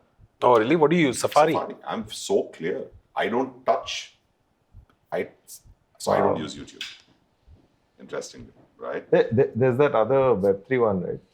No, there's DuckDuckGo. Yeah. Then there's a Brave browser as well. Yeah. But the experience is not the same. I get Safari that is nice. Yeah. Yeah. Safari is nice. Safari is good. Yeah. a lot of what I read about social media usage and a lot of people who seem more knowledgeable than I in this space. I think the correlation between depression, the correlation between if insecurity were a metric, let me say that, all of that I think is pretty clear that being on social media to a certain extent is not good for our mental well-being, Of course. right? You guys own social media platforms. He's the largest social media influencer. How do you, can I call it like an ethical conundrum? Like, how does that make you feel? And I know this is a tough question to answer. So, So I'll take My a stab. question is 94% of all traders lose money. I was about to say that. So I would like to know how do you sleep at night, Nikhil? That's a good one. I was about to say that. I didn't I didn't course correct while I was saying. I should have prefaced with that. No, I think there are True, two but levels. that's a fair question. The thing is, when people come to the stock markets to trade, there are 4 or 5 things they do incorrectly, which causes the odds of them losing money to go up incrementally. If you did simple things, like the simplest thing is to buy the Nifty or buy 5 large cap companies. If you did that at any point of time in the last 30, 40 years and you'd you be did okay. not touch it, you would have done very, very well. And you have that big gap in taxation. I think people don't realize how big that gap is. Like, if you invest in stocks and you pay 10% long-term capital gain tax versus earning in a business or a partnership or a corporate or whatever structure and paying 30, 40%, just that arbitrage in taxation, right? Compounded wealth 20, 30 years down the line is incredible. So massive. the opportunity is there, but even this has many issues, like social media does. Correct. And I think the onus is on the, can I call as an intermediary of some sort? I think the onus is on the intermediary to educate rightly the ones who are suffering the most. Hence, we vocally keep saying these are the numbers. Well answered. Yeah? Very sharp. Very Yeah. well answered. Very sharp Yeah, answer. good answer. I'll You try thought and- about this. Oh, are you I didn't tweeting think from he would- Nitin's account? I didn't think he would bring it up now during our social media podcast. No, that's one that shouldn't be edited. Should remain there. Good answer. No, I think there's a larger point to the problem, right? One is all mental health, depression, everything else. The other is the impact on kids, right? I'll start by saying that, I'll come to how we deal with it, but I'll start by saying that there are lots of perils in society. There are bad actors in the physical world. Likewise, those bad actors exist on the digital world, right? There are live rapes that are conducted. There is live murders that have happened. There are live suicides that have happened. I have had the unfortunate this thing of even seeing some of this, right? What it casts on our children is crazy, right? So the impact that it could cause on children is deeply negative, right? Very, very deeply negative. From the aspiration side to body shaming to how they mentally feel about themselves to everything else out there, right? So I think most social media platforms around the world have always said that we're the intermediary and we're not responsible for what's going on the content on the platform. I think India has just passed an interesting regulation, which is making intermediaries accountable, right? And I think, and I'm not here to praise the government in any way, but I think it's the right thing to do. At our end, what we ensure is a whole bunch of things around the platform being family safe, child safe, weeding out a lot of porn, soft porn, animal porn, all kinds of stuff that comes onto the platform. Right? Trust me, in child porn, like it's crazy. It's just mad, the amount of it that comes. You've got to use AI and tech to do that because the human layer cannot do it. Live is another hugely risky proposition. We've launched live tipping for creators, but you've got to have AI tools and human moderation to cut it in real time. Things which are hard to do is hate speech and anything like that in that realm because AI really can't weave it. So what we do is we observe that if a certain video or a certain piece of content reaches a certain velocity in a certain period of time, we look at it for manual moderation. If it breaks the next threshold, another guy looks at it. And then we're waiting to see, is it illicit? Is it enticing? Is it hate speech? Is it, communal in nature? And then we bring it down. But I think in the last 5 years of doing this, we haven't had any massive issue. Otherwise, you'd have read about it, right? So I think the tools are working. And because we're preloaded on all these phones, we have to keep the app family safe. So you can spend hours on the platform. You won't find racy, raunchy content. So I would pride that we've done it the right way. Yeah. Lots to do still because, hackers are smart and, people who want to game the system will do it. But I think it's a real problem. And on one side, I do feel that companies need to step up and take responsibility. Would you allow, if you had to block your kids from one particular platform and say that no way are you allowed to touch this, which one would it be?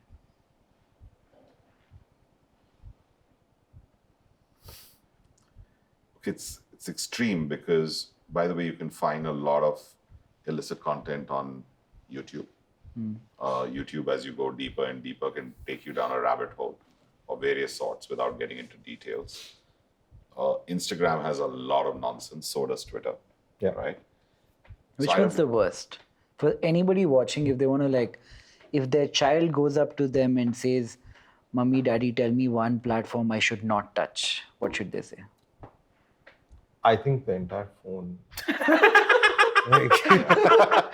Do you give your daughter a phone? No, she's too No, young. she's too young. But what I think is happening is our parents' lifetime is, last generation's lifetime is being lived out in 1 year, 2 years. Yeah. So the amount of experiences we are and information and everything.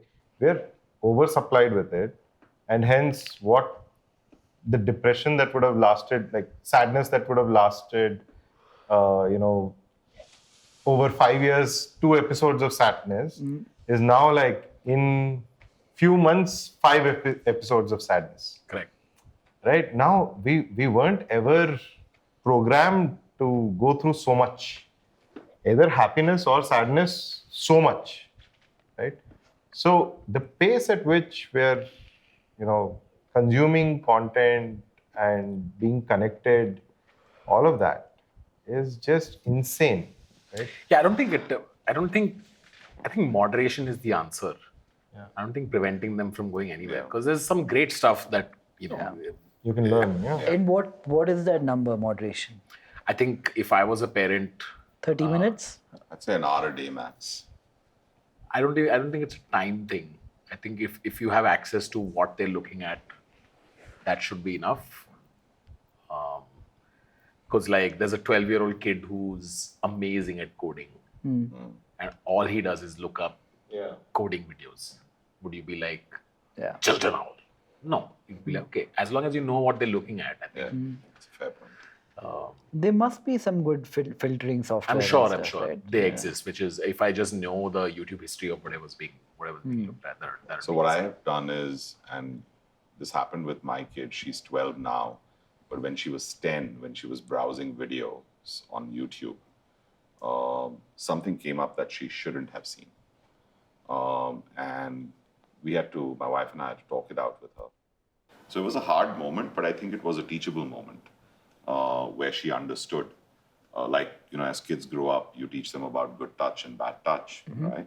In the same way, I think you need to educate them about the perils that exist. Because without getting into details, like there are zillions of pedophiles out there, right? Online. There's tons of madness that happens. So you have to be, if you have educating your children around touch, around sexual education, I think this is now a new chapter in that book that needs to get added. And so we do monitor. So what we've done is, she's now 12, she has a phone, but they're all linked to my ID. So I know where she's going, I know what she's browsing, I know what she's seeing. It's all in all the logins from the browser to the accounts are mine. And at school, she needs to have an email ID, and I have that password. So, But can we just postpone this handing over a phone to 18, let's say? Is that a possibility? I'd love to. But the other thing is, Security it's a also. security thing. So if she's in the school bus and something happens, now, of course, the teacher there has a phone. You can argue it that way. But No, it could just be a only call dad watch. I'm just I wish it was possible, but the exposure that they all have. Yeah. She's what, 7 now? 6? my daughter, 6 and a half. Yeah, so It's there's a also a way. social time. circle thing. Yeah. Anyway, Umang has given us something usable for the last 30 seconds. That's it. All right. Okay, thank you all for Thank you. watching. See you next time. Bye. Thank you. Hi, I'm Nikhil.